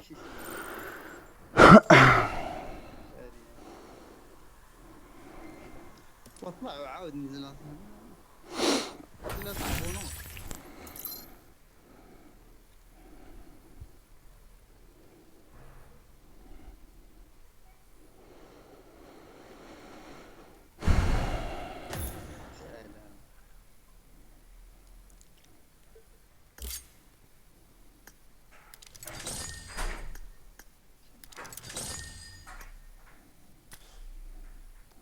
يدين والو هكا نموتو هذا.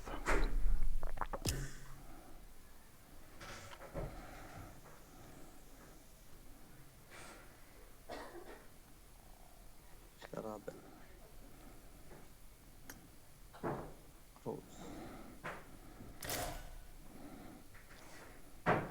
هذا والله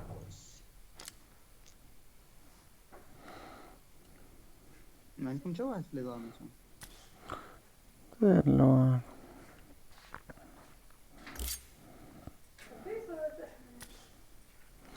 مي تزيد اللعبوا رومات. تلعب برو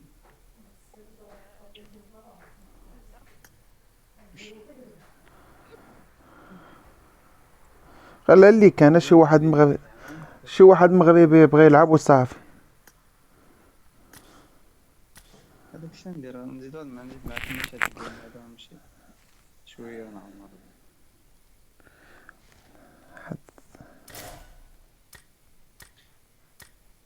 وي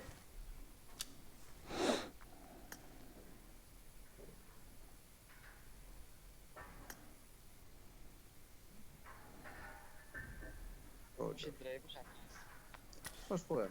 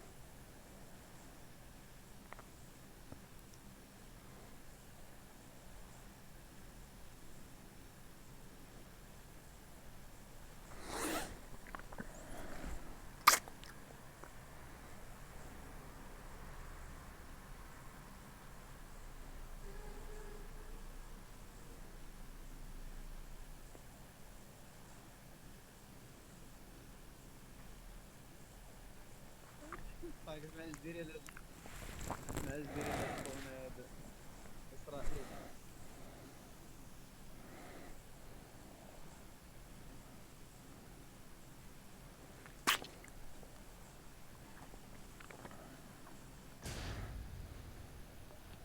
لا كلمة على واحد الكلمة.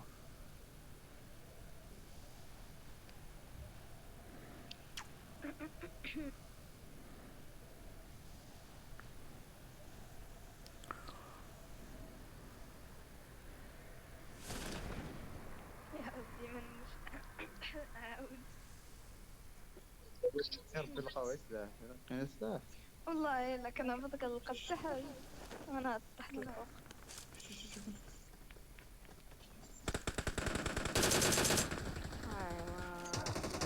Watch out! يا ريلود.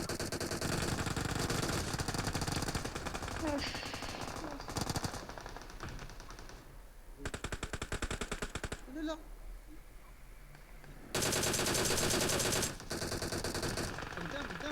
قدامك الكات قدامك واحد.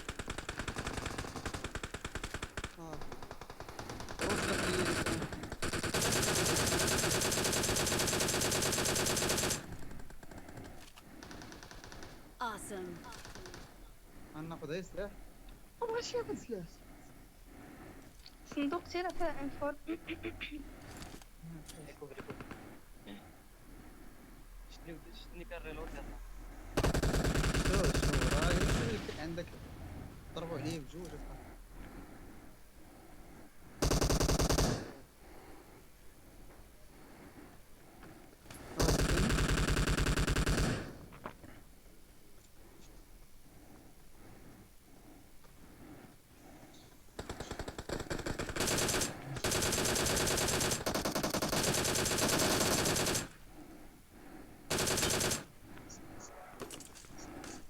هاديك ايمن.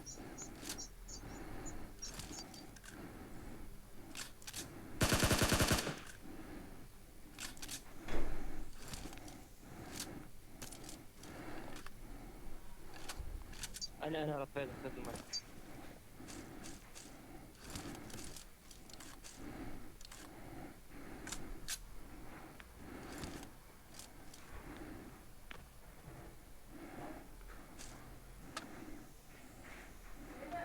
وي تغداو لا باش نسالي واحد كاع.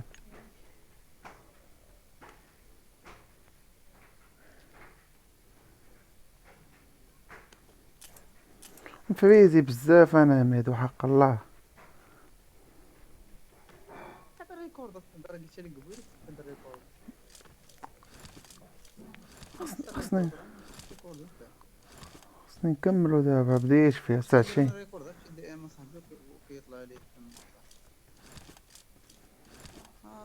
ما بلانش الريكورد كيطلع لي اللعاب في قنت حتى كيخرج لي في قنت اخر.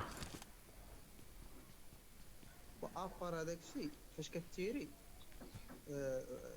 الاستجابه ديال اللعاب معك كيف كتعطل بواحد الثانيه كتيري وكتستنى واحد الثانيه عاد كيخرج القرطاس.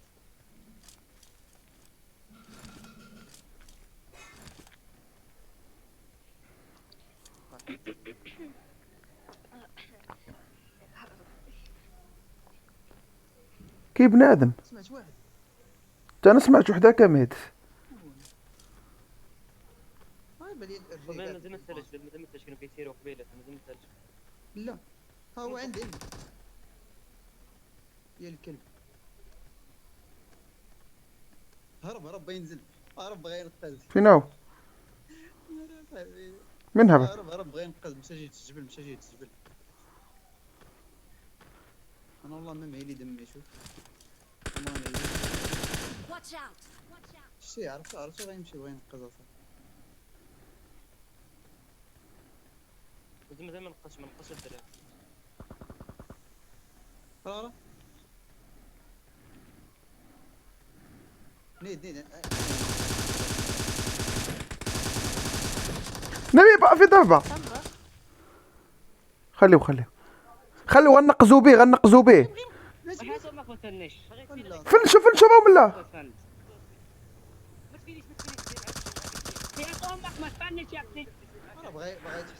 ما سمعتيش كيقول ما يتحسبش لي ما سمعتيش كيقول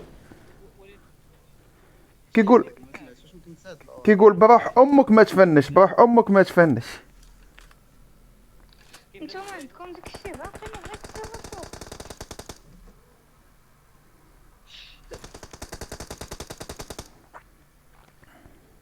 مازال واحد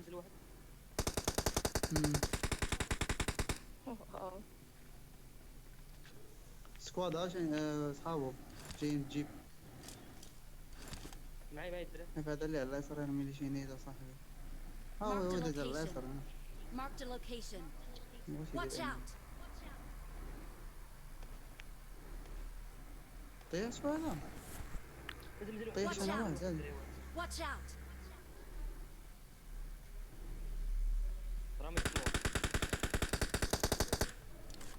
Watch out. طيح شو هذاك من السموك. صافي انه كيسد الدراري. وي طابي جا. واش نتوما لتحت ولا الفوق؟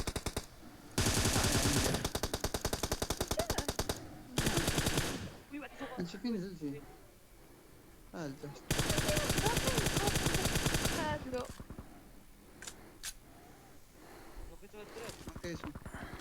ما كاينش انا.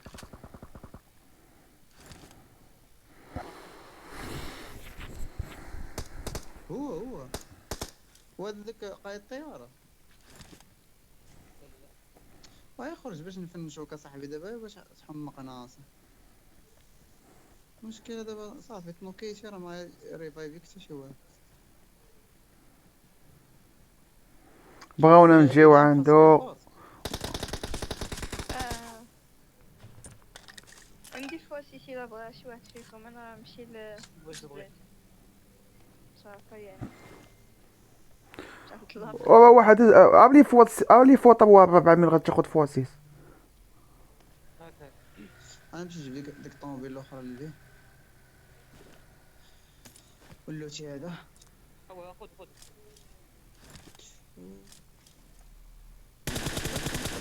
تمشيو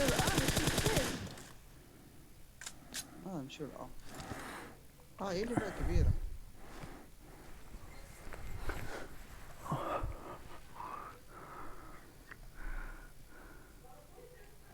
الاول خليته لا ما عرفتش كنت تحتك من الاول سبريش عليه كنت سير يعني حيدوا علينا ويلي بنادم بنادم بنادم.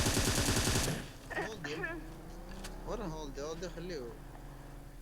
ورا انت راكبه في شري. حمار.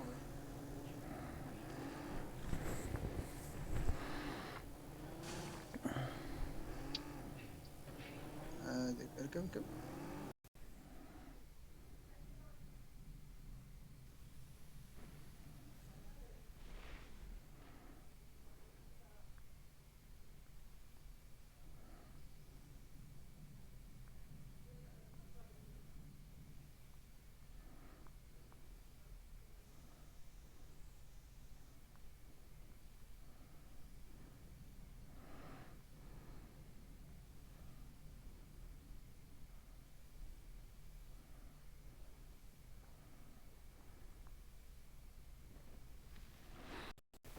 Marked a location. عماد وي نقز.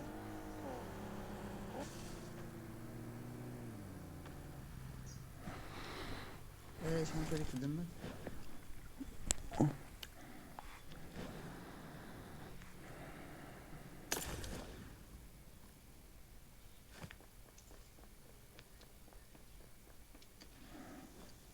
مو قدام.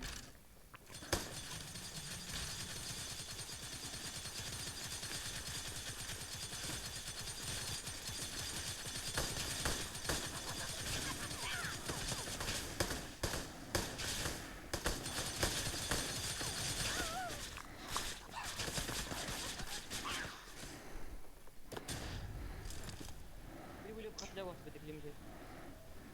شوف فين داحوني شوف. ما تبارش وقت الواد.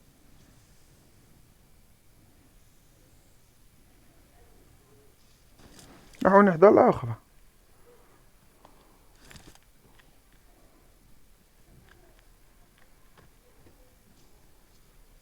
داك اللي شاري السلاح في التياتر مين يقدر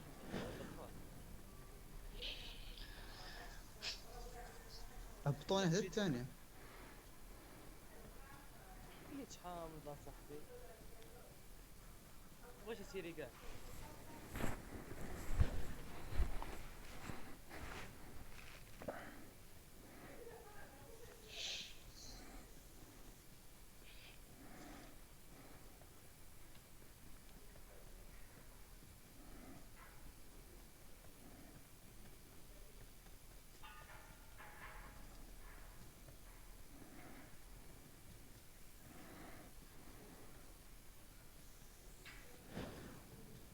Awesome.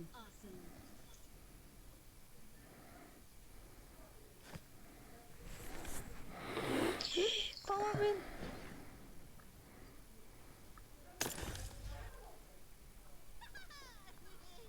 سير اخوتي مشفتونيش.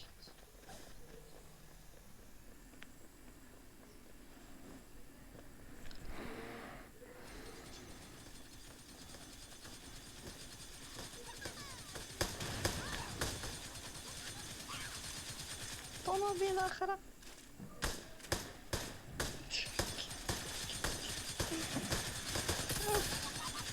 طوموبيل واحدة اخرى. شدوا عليا الصباح.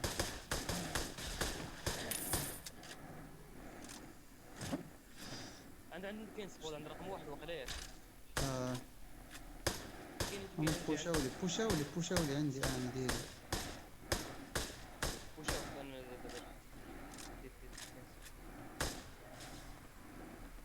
شو غيدير ياكي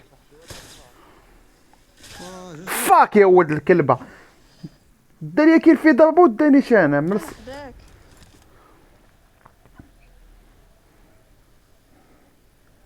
جي جدا من تماك.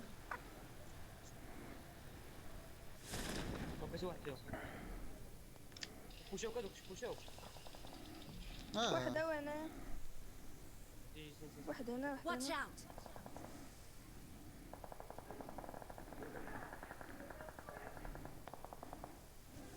عندكم واحد هنا عندكم يصوركم. بقيت بواحد. ورايا. واش كاين فوق بنادم كاينش. ها هو انا الله ريح. طوموبيله جايه طوموبيله جايه طوموبيله جايه. عرفتي شنو درت ليه؟ هربتو ليهم اصاحبي. الام حيد عليا راه ما يمكنش. Watch out! فوكس الهيد. هذا اللي هنا ما كيتيه. فوكس مول الطونوبيل نمو الطونوبيل. بدا سرق لي الكيل الكلب الله ينعم التصيله. اجي نحيدو كيف نمشي عندكم الدراري؟ يا هذا عند الفوتروات انا صح. واحد ما عنده اوما. جي راه هذاك هو اللي داير الكيل. زيدو شدو داك الكومباوند اجي الدراري نشدو داك الكومباوند. جي صافي داد هنا. كنت دايزه واحد الطوموبيل. دا لي كيلا. لا هادو اللي هنا. هذا اللي عنده اوم. مشى هادو درت ليهم. هذه اللي اوبي ضربوا. مبوشينك بجوج صاحبي واحد في ثواني. مشيو. راه دازت واحد هادي الطوموبيل. كنضربو كنرزع كان. نقولكم واحد دا الطوموبيل راه حتى كاين داز. هو هذا ويلي.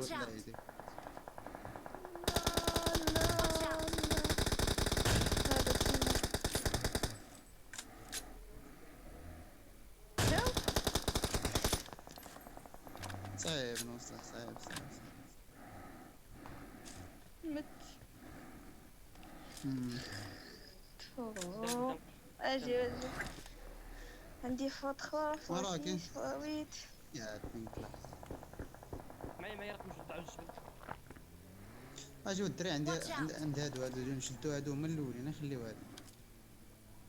فهمتي اش كيفاش ما كنبغيش شو عندي فوق ولا شو عندك؟ هذا اللي فوق هذا يقدر يصورو. ايوا شتو باش هذا ليك ما كيديكيش كاع. دير ديك الكافر ممكن نطلق ندير ديك الكافر. كاين بنادم هو اللي مشى بنا خصنا نشدو الجبل الدراري.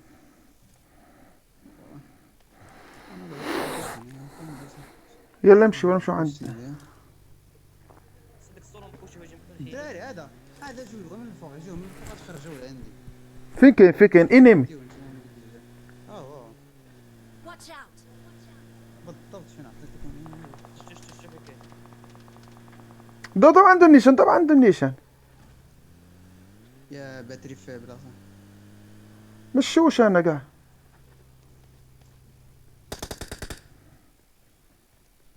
بعد شي حطيت عليه بعيد بزاف. طبعا ان كانوا يدينا بجوج.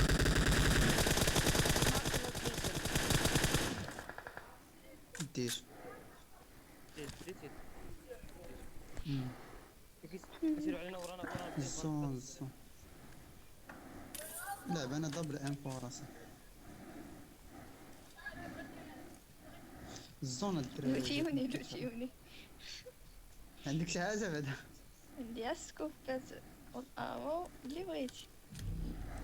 الزون هاي هذا الام عندي بلاصتو هاي ام بي.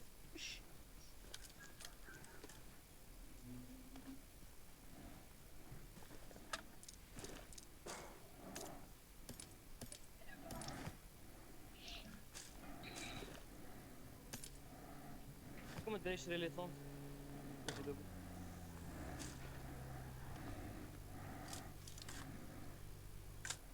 دابا ما مشات لي كونيكسيون. انمي 3 4 فين كاينين؟ زاد يلا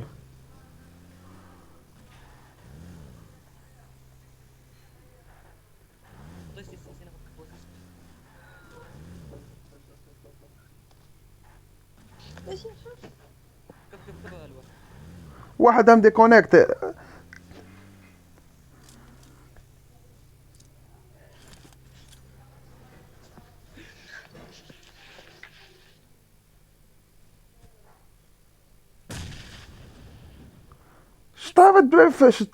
شطابي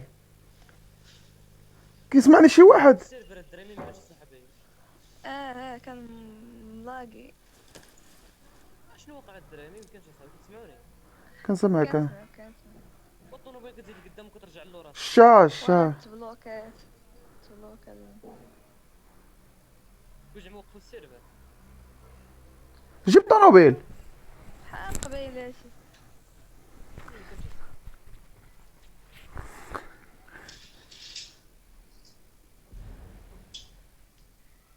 شكون فرق يعني؟ دابا درت معاك مزيان. كيبان لي ما مفرقعش انا. لا مفرقع. اوكي. وابا ما بغاتش تهزك الطوموبيل كتبلوكا السيرفر وانا نوكيك وانا نهزك. وكنت ورايا. واش كاملين حتى مشات لك. ماشي مشات لينا هما اللي خدامين بإين وياك. لا عندي ماشي وين عندنا فيبر. نوكيتك باش ندخلك من الزون ونوقفك وعاوتاني كنت نوكيك نمشي بك للزون الاخر. واش طوموبيل خاسره ما فيهاش ليسون؟ ما بغاش بقات غادا جايه بوحدها، بغيت نهزك فوقها ما بغاش تهزك. بنادم الدراري فوق انا في الجبل. الدراري كتسمعوني؟ كنسمعوك فين؟ كنسمعوك. شي واحد ضرب الام هنا. الزون جاتنا خص دار ولا ندخلو الزون. خلي عايش. فهمتي سنبق لك شي ضربه.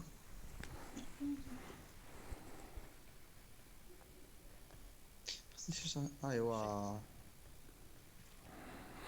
استاذ بلاش نطلع الزون الله يجازيك.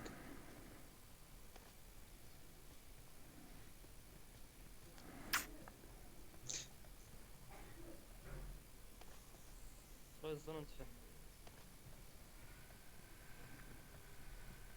انت اركب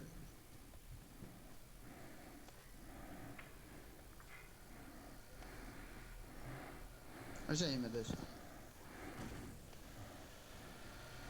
الفريز اصاحبي. شي واحد الدراري صوب طوموبيل دازا على الله يسار. هاي اتوقف في البرج. لا اصحاب الام سمعهم ضرب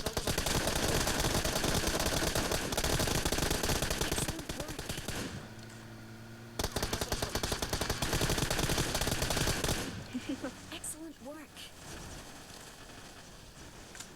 شوف ما خليتهمش يقيسوا هنا كاع. وشاو فين كاين من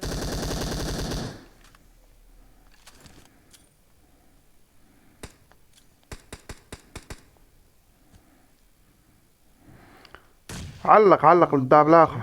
الدار الاخر هذه اللي قدامي. هذه كانت تحت.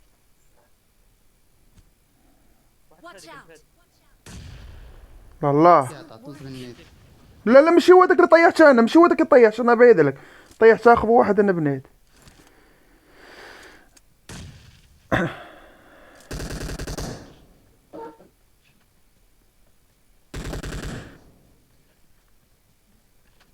ربي ورانا سد الباب من البطانيه داش. لا يلا بغيت نحيد لك بي ولا صاحبي ما تكونش حمار عاوتاني ديك الدار قاعد عماد جري لعندي.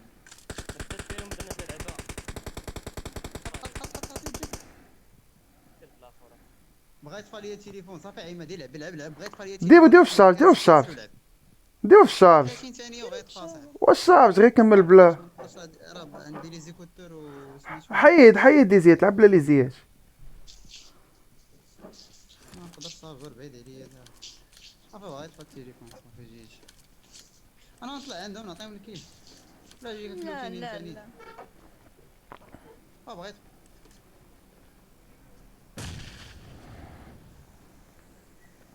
طالب التليفون واقع.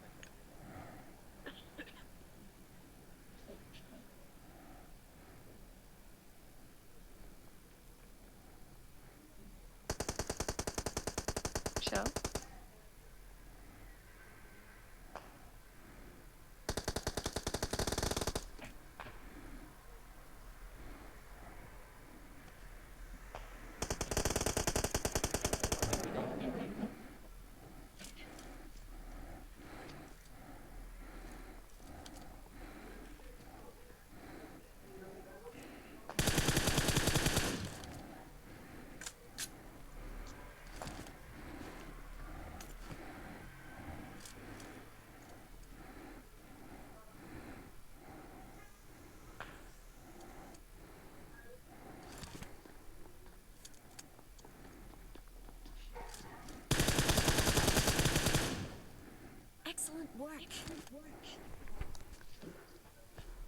يبلع يبلع يبلع يا طوبة يبلع.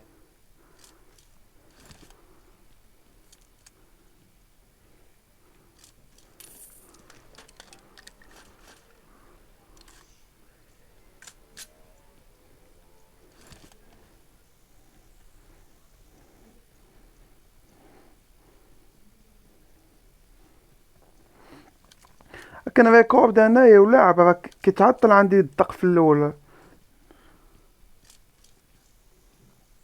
تخلي شي ايفون.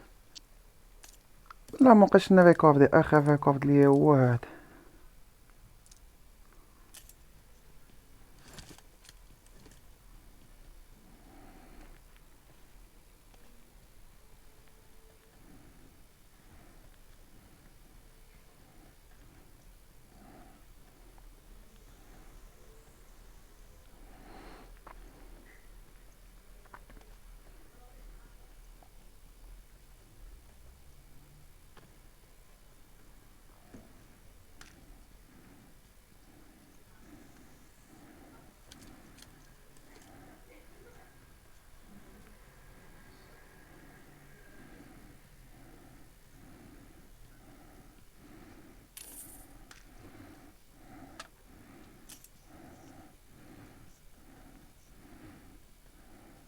شيك الجبل فيه تسناوك.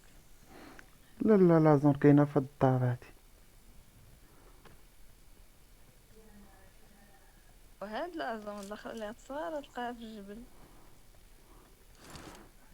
نشوف واش نديرو في هادي وعاد باش نفكر الاخر. واللي ما تفادي وتلقاهم قدامك كامبين تماك.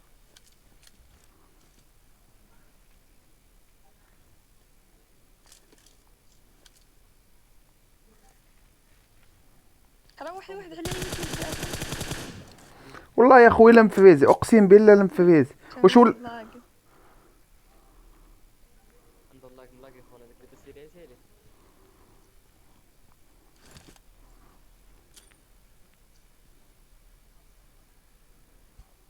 هو خرج شي واحد على اليمين في شي دار. راه في السطح السطح. شوف عنده اوم هذاك. شوف شوف ندير انا، ندوز ليه بحال هكا.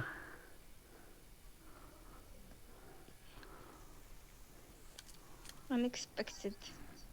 الدار الاخر مبقاش كتبان. فتحت الباب. سير ضرب. هذا غايطفيوني جوجو. الزون عندهم.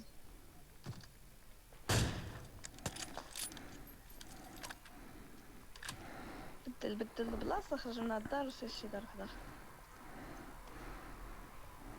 حاولت الزون.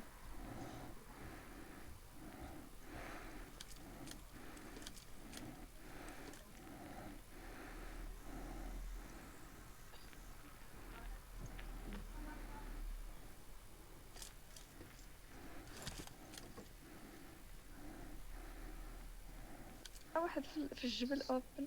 شوف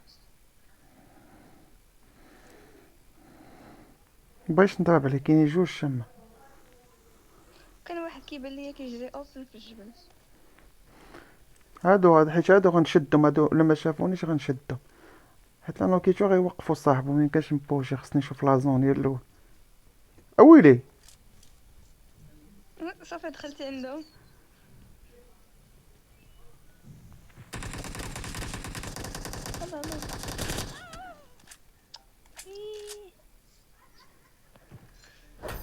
زاد وعاجي دابا شنو والله تا خليت ليه تا الاكا خوات. هاد الاكا والله ما بغات تخوى.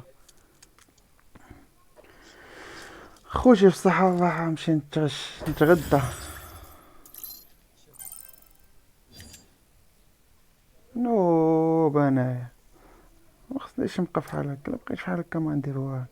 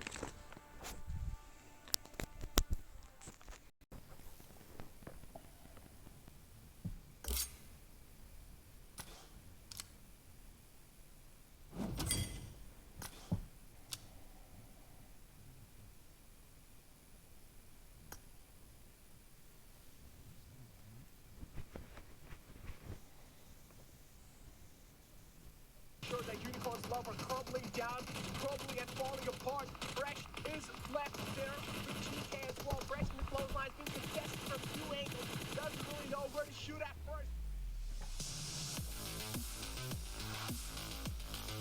Let's just relax a little bit here, fellas. Let's just take our time. And now, that's paying off. They got the numbers advantage. They got 4 up, and now they're slowly creeping and crawling in. Buzzy trying to crawl to safety, but I feel like now Rolf is heading in further forward. They heal back up. What an ending, though. Congrats to, of course, Unicorns of Love right there. You talked about it. 2 points, right? They qualified to Super Weekend by only 2 points. And now coming into this game. Right now, moving in onto this zone, and you can see Ghost amongst the plethora of players coming in on that hard shift. And we are going to be eating well tonight, Necro, because we are about to see a lot of these teams start to drop with that sudden big shift in phase 4.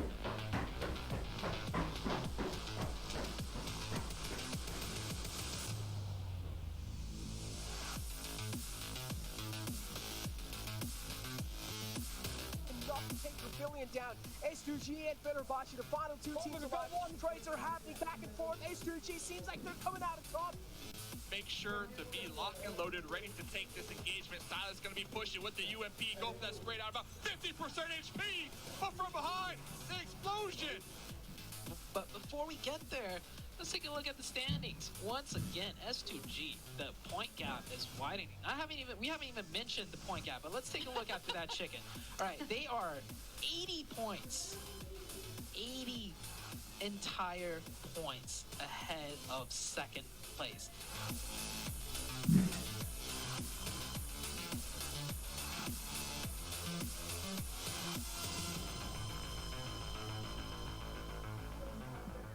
See them pumping the brakes just a little bit. They don't have the numbers to their advantage, but Frozen cooking.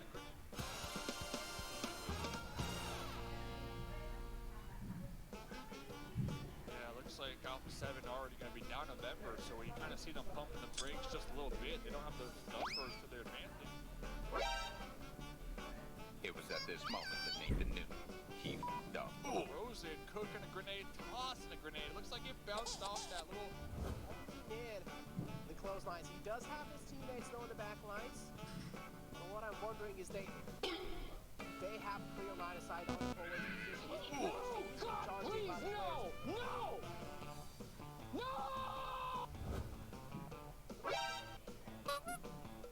Oh, dude, what the hell?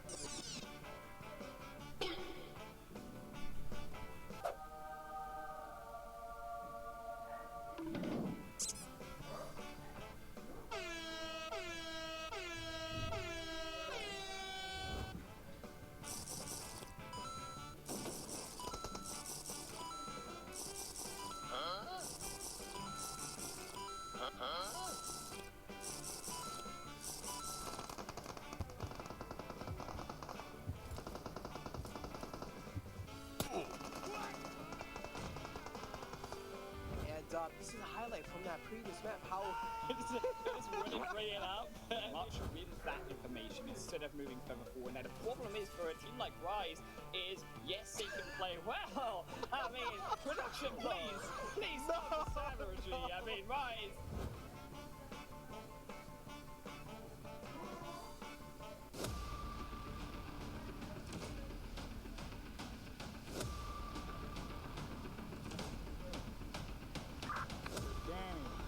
Ready for extract.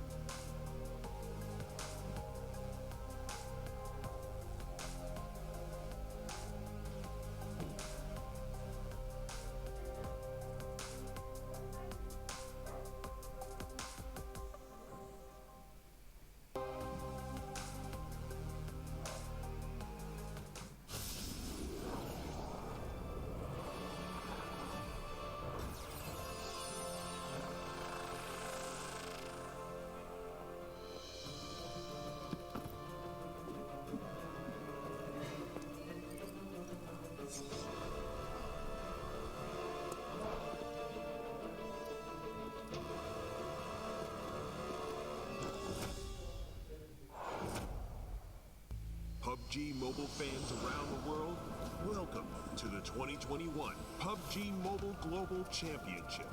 To the top teams across all regions, we have a message for you. The Middle East, you have proven your worth. Now, make your formidable debut on the PMGC stage. South Korea, forget the past. This year, show the world you've ascended.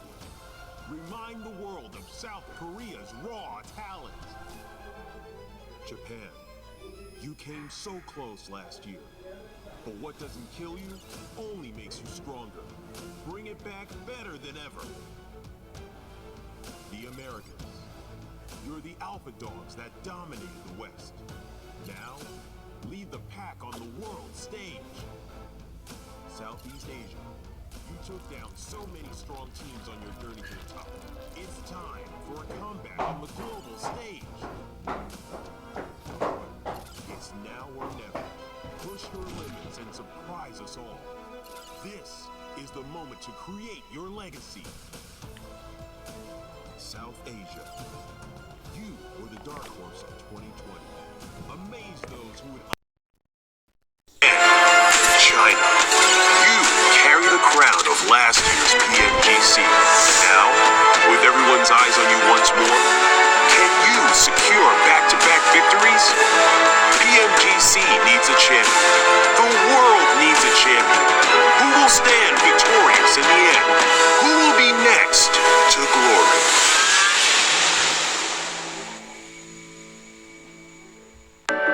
I saw the first light, the first steps. Now I see much more. I capture Earth in all its beauty. I see action. I see drama. And I see it in the finest detail. Moments of inspiration. And the first steps. I am the 1+9. Hello, PUBG Mobile fans. It's almost time to bring together the world's top teams for the PUBG Mobile Global Championship 2021. This year's PMGC has a total prize pool of $6 million for teams and players, and tons of great rewards for our fans as well. PMGC will consist of 2 stages, League and Grand Finals. The League phase will last from November 30th to December 24th. During the League phase, teams from the Americas and Europe will compete in the West League, while teams from Asia and the Middle East will compete in the East League. Each league, 20 teams will compete on Tuesdays and Wednesdays for 16 slots to compete on Friday, Saturday, and Sunday in that week's Super Weekend. The total Super Weekend scores over the first 3 weeks will determine which 16 teams will compete in the PMGC League Finals during the final week. The top 9 teams from the East League Finals, the top 6 teams from the West League Finals, and a special invited team will advance to the PMGC Grand Finals. The PMGC Grand Finals, which will take place on January 21st, 22nd, and 23rd, will determine the PMGC 2021 Global Champions. Who will be the next to glory? Don't miss a single minute of exciting PMGC action.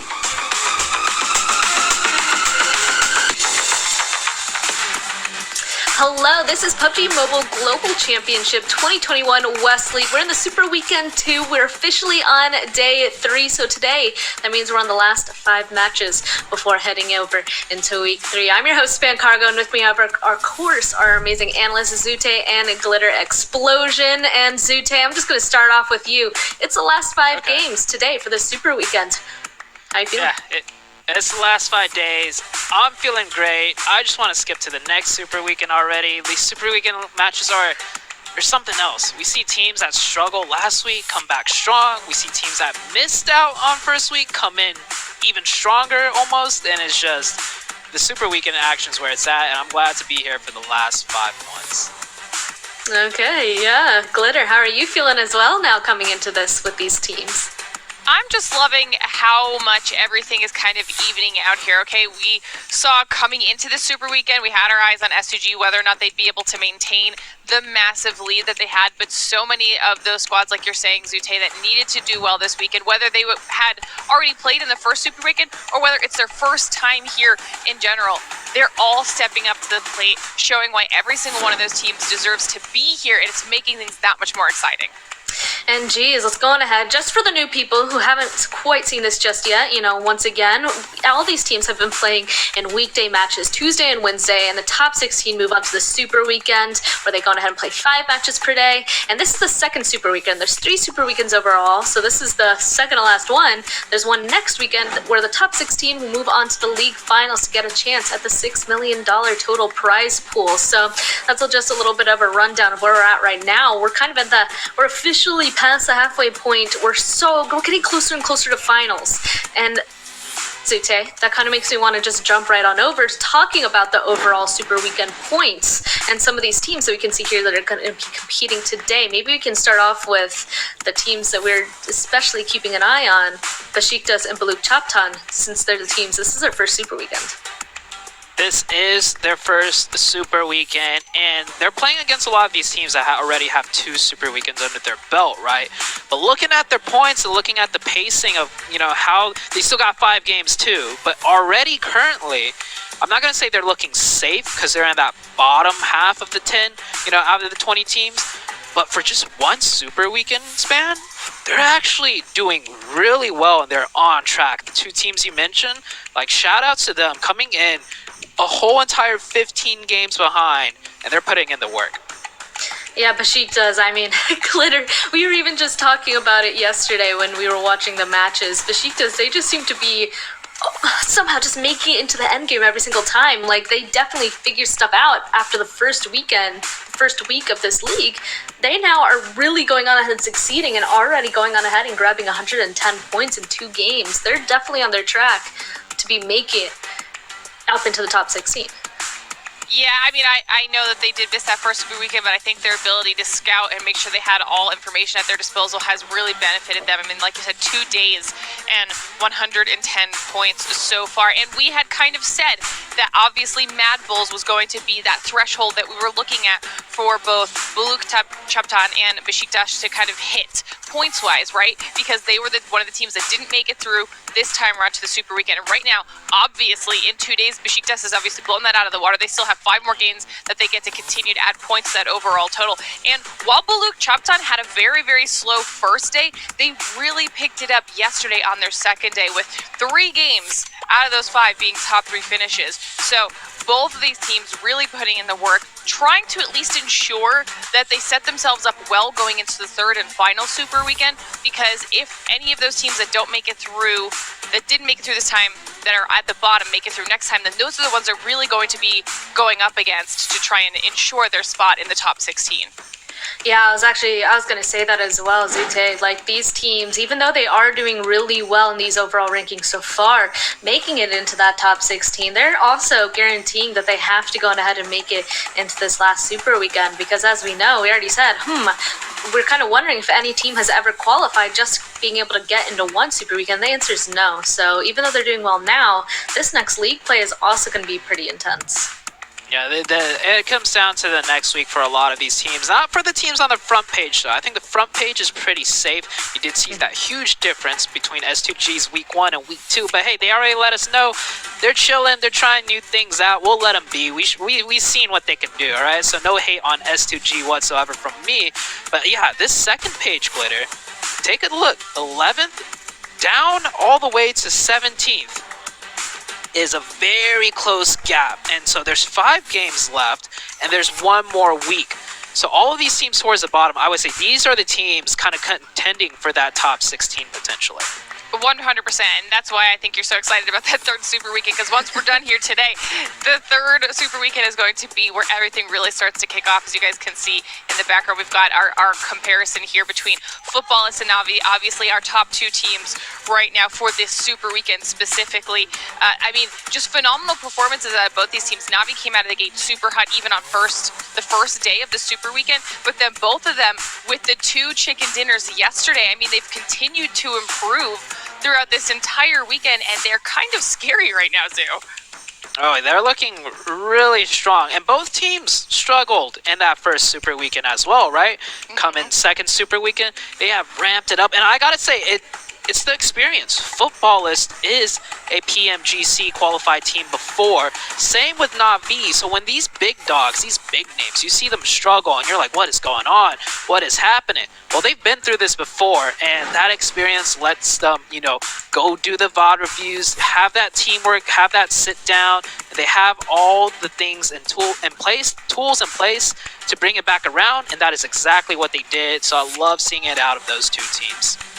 Wow, yeah, I love that you actually mentioned their points from Super Weekend 1 and 2, because you're right, Footballist was 70, Navi was 74. Now they have Footballist has 134 and Navi with 111 for the Super Weekend, definitely stepping it up. A complete opposite, I'd like to point out, is, you already said, S2G with the 44 points for this Super Weekend and the 211 for last Super Weekend. That is drastic.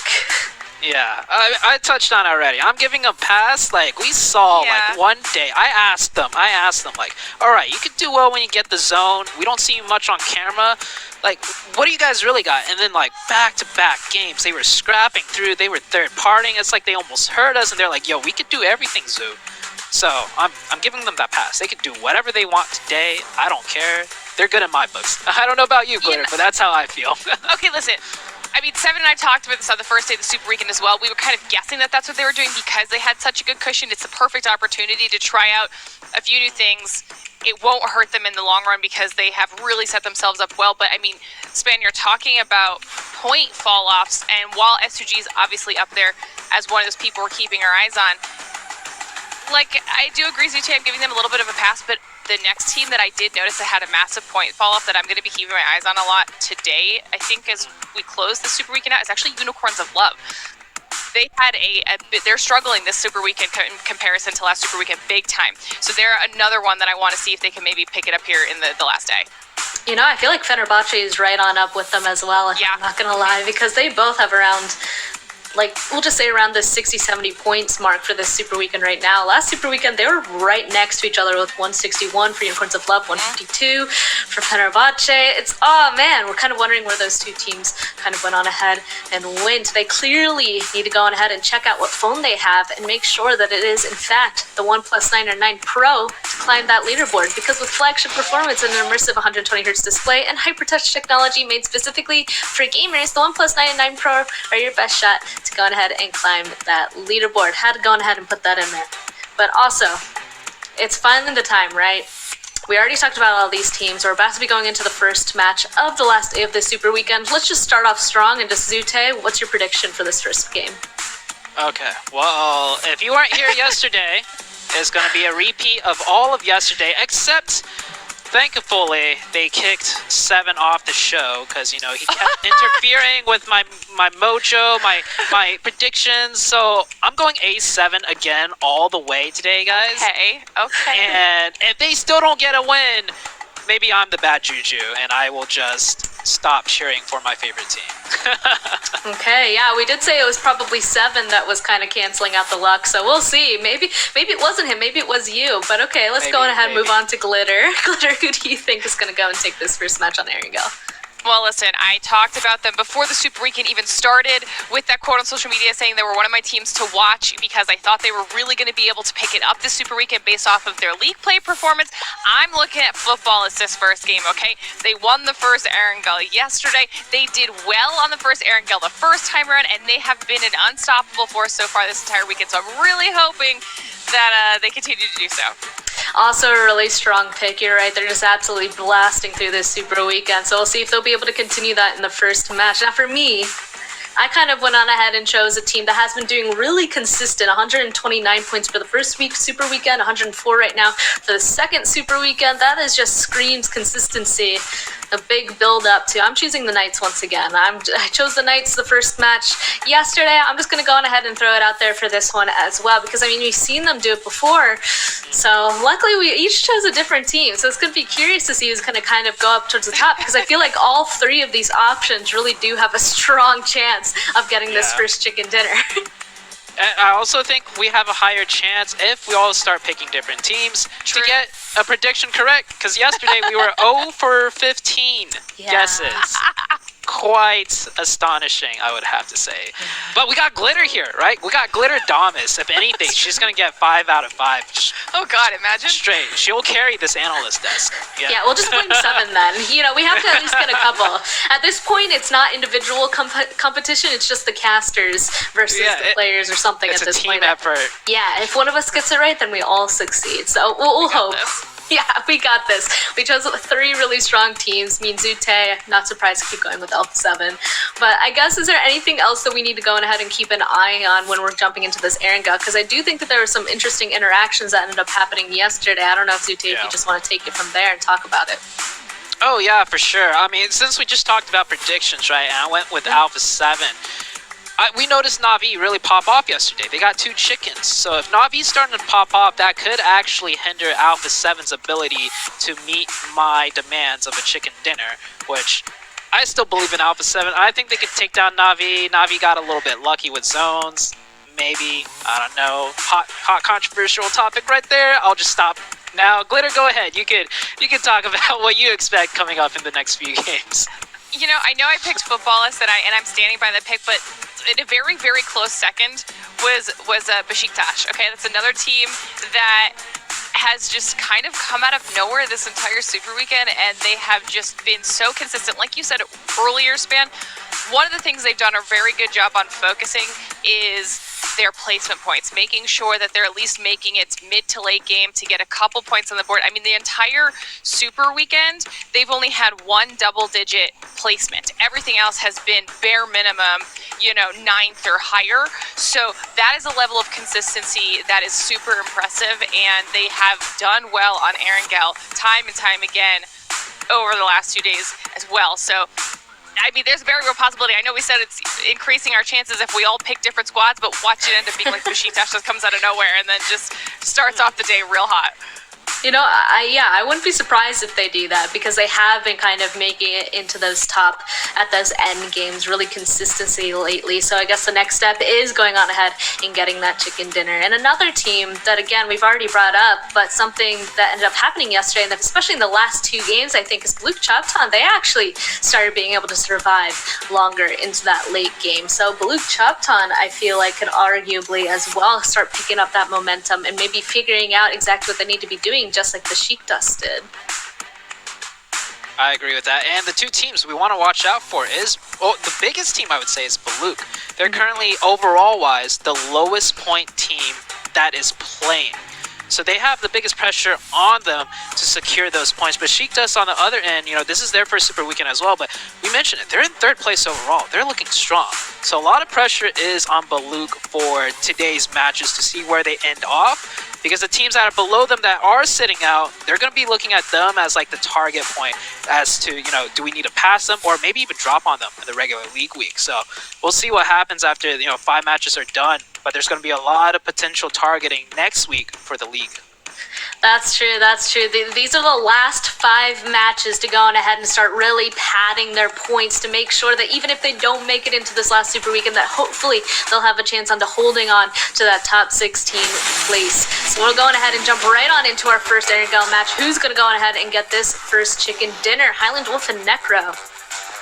I'm convinced, Span. Knights, it was an excellent decision. I'm along board with you because, honestly, Necro, I've been looking at Knights and they seem like probably Erangel is one of their best maps out of all 3 so far. I mean, Sanok, it's not looking so hot for them, but when we go back over towards those green hills, I'm feeling convinced for them. And I'm convinced that actually they can come out with some results, because you see them on those standings. Knights, I just want to start off and say that they are rising third position overall in the standings. Only now 22 points from actually taking that top spot. Taking the top out of all 20 is possible for them.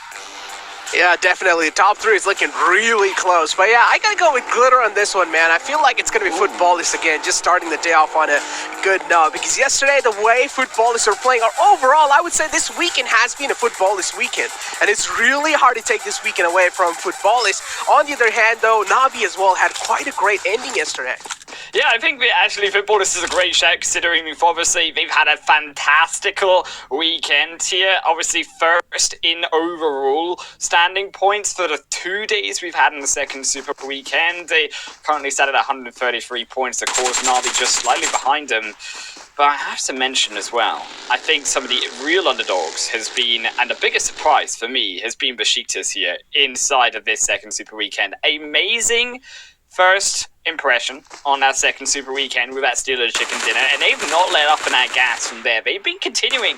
I mean, to get already right in that 15th position from having no points now to surpassing teams who had already played 15 games, and you're still to play another 5, they got a lot of potential for them.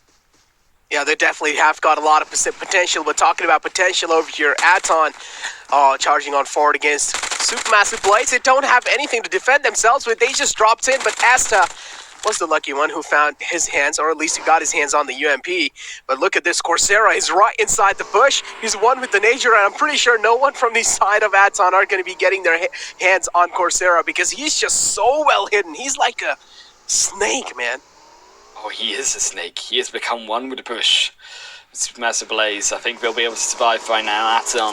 They are finding him. They're looking for him. Kef, I don't think he's one with a tree, though. He will fall down. Nature is not his friend. Kef, you will lose your life to shotgun and blast you out of the first match. And Coursera, though, meanwhile, he's still happy. He's still hiding.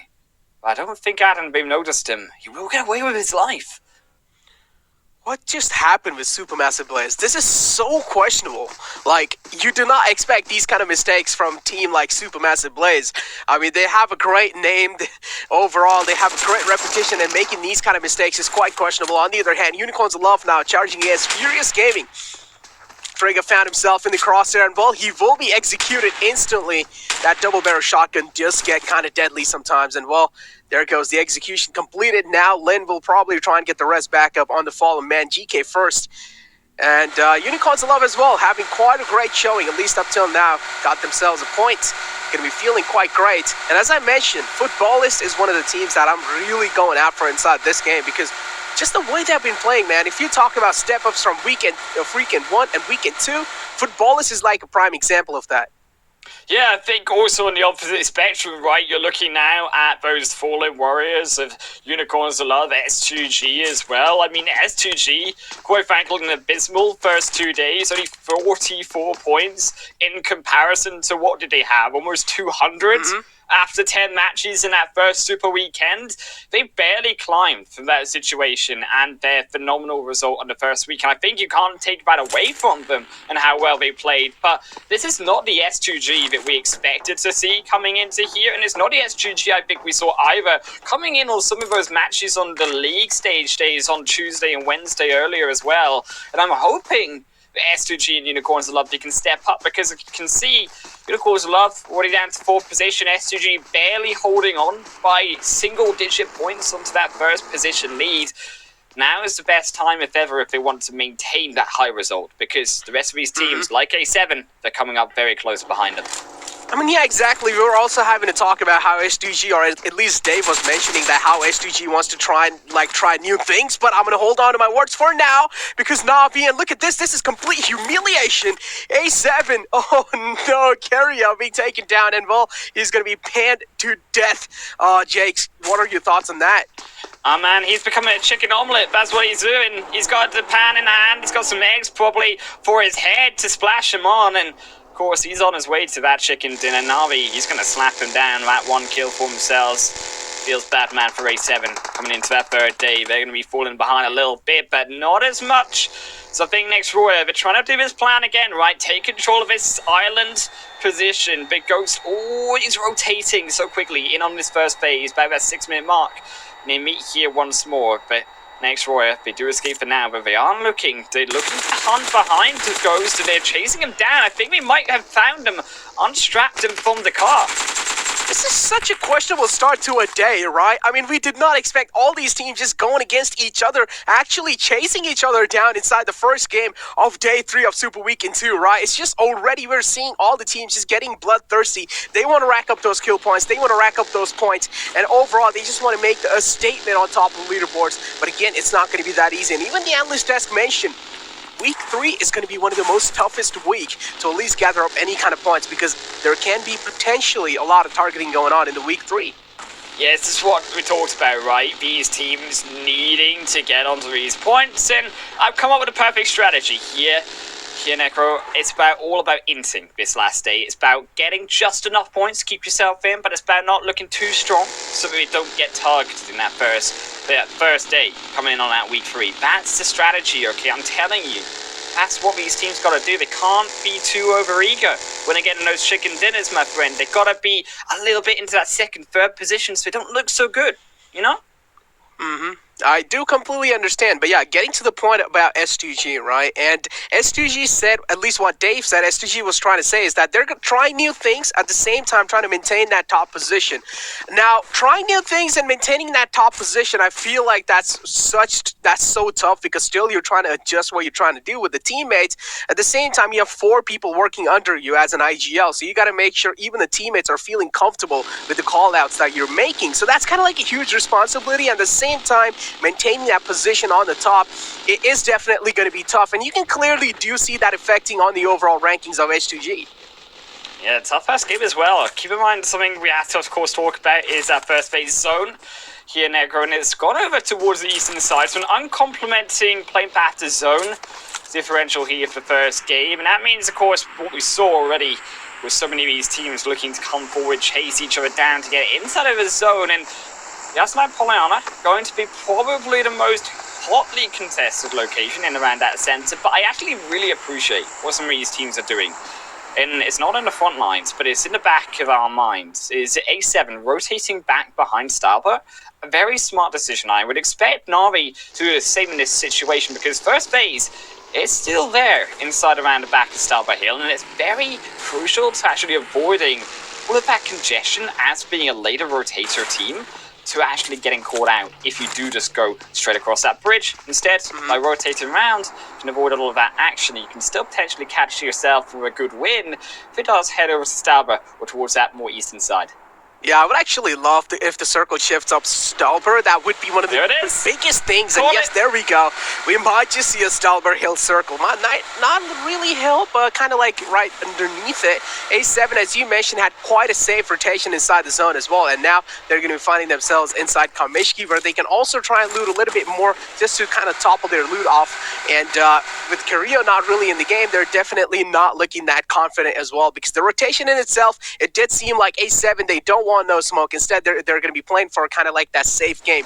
On the other hand, we also do see Na'Vi as well, kind of following the same footsteps of A7. And again, we might just see Na'Vi and A7 clash because that's what they've always been doing. You know, the way they think, the way the mentality work between these two teams is just so similar. Football is right next to Besiktas. Besiktas as well yesterday had quite a hell of a day. Maybe today they're able to replicate it. Footballists driving in amongst so many of these squads, but my question is anyone going to go up towards that Stalber Hill? Because yes, it's high ground, and yes, it's information, but Stalber Hill, notoriously tricky for all of those dips in around it, climb up to the top of that hill that players can seclude themselves in and surprise other teams coming forward. And I think that it could be potentially here, football is starting to be that first team to take that risk. Again, the information payoff versus potentially getting caught out later on. But right now, it's going to be a lot safer in that more southern side. Of course, Supermassive Blaze walking into the kill, unfortunately, is yet we'll find out the one of Supermassive Blaze, another will fall, and Kusera left on their own. And amongst, as we said, that congestion of players coming out of Yasna Pollyanna, rotating up towards that side of Kameshki from the Beryl Hills, and that's where you probably expect along the edge of the eastern side of Stalber. Along this hillside, teams are going to really prioritize. It's a slight dip in flatness on that hill where actually you can get good cover with the trees coming forward to ensure on that roadside. Plus, also you've got a high ground, and it's going to be so important for a team like Besiktas to take control of that in around heading further forward to a lot of those teams in behind them. High ground definitely matters quite a lot in these final zones, right? And Na'Vi, if they're able to get that high ground in the final zone as well, there's a huge chance that they might just be able to win this game because, of course, we did see that rotation coming in from their side. But now we do see kind of Na'Vi making their mark on Stalber Hill. They're also going to be having that high ground right over A7. If A7 are oblivious about Na'Vi's position, then maybe Na'Vi will able to, again, kind of try and make sure that A7 is feeling that pain of those bullets. But on the other hand, as we talk about Supermassive Blaze, didn't really have that great of a start inside the game one in the final day of Super Week, and I don't really know how things are going to be looking like in the future lines because, of course, we talk about that mental game coming inside, and if you're not really going to be having that mental game strong in the first game, it's quite questionable that how good games you're going to be having in the future. Yeah, I think that one of these teams, right, Fenerbahce should I say here, also going to be jumping in on that more very wide eastern coastline that I'm really looking towards because their position really interesting coming out of Lipovka, and I'm intrigued to see will that zone shift towards them. It does shift to phase number 3 because a team like Na'Vi, right, they're playing more of that safer, we're last into the zone, we got to go up towards Stalber Hill where no one else really wants to go because it's the only place we've got. But now how do they potentially fare heading further forward? They've got a nice split. Again, the information could be theirs, but they will be thanking their stars for now because that zone, it did shift back towards them. So Na'Vi, they've got some respite, but we do have to get in towards that Yasnaya Polyana compound. I think heading around that lakeside, a little bit more dangerous, to be said, coming further forward. And I think Na'Vi, again, because of how late they were, they're going to have to still maintain that further back position. But for a team like Fenerbahce, who were playing so well and getting that very early rotation towards the coastal line, anticipating that potential shift, the luck doesn't draw for them, and they're going to have to make that very difficult rotation again, cross those flats, cross those hills that we talked about, heading through Stalber and into the rest of the fields, north of Yasnaya Polyana from there. Oh man, we already do see the kill feed dancing as well. Did see one man from Ghost falling down, and that's quite a huge knockout of the game. Bullock Chuptan going against Ghost. Beck down quite low, is going to be able to patch himself up, but Footballist from the back is putting up more pressure on Ghost. Ghost being completely sandwiched between two teams. It seems like the chances of winning as well inside this game are quite fading away. On the other hand, that's great nade from Nunes onto the player of Black Dragons. Golden gets taken out, and now Nunes, he does want to get the res back up on the fallen man, but is that going to be possible? That's the question. Molotov inbound. Not really able to find the confirmation up till now, but Nunes still going for that raise. The man is quite brave.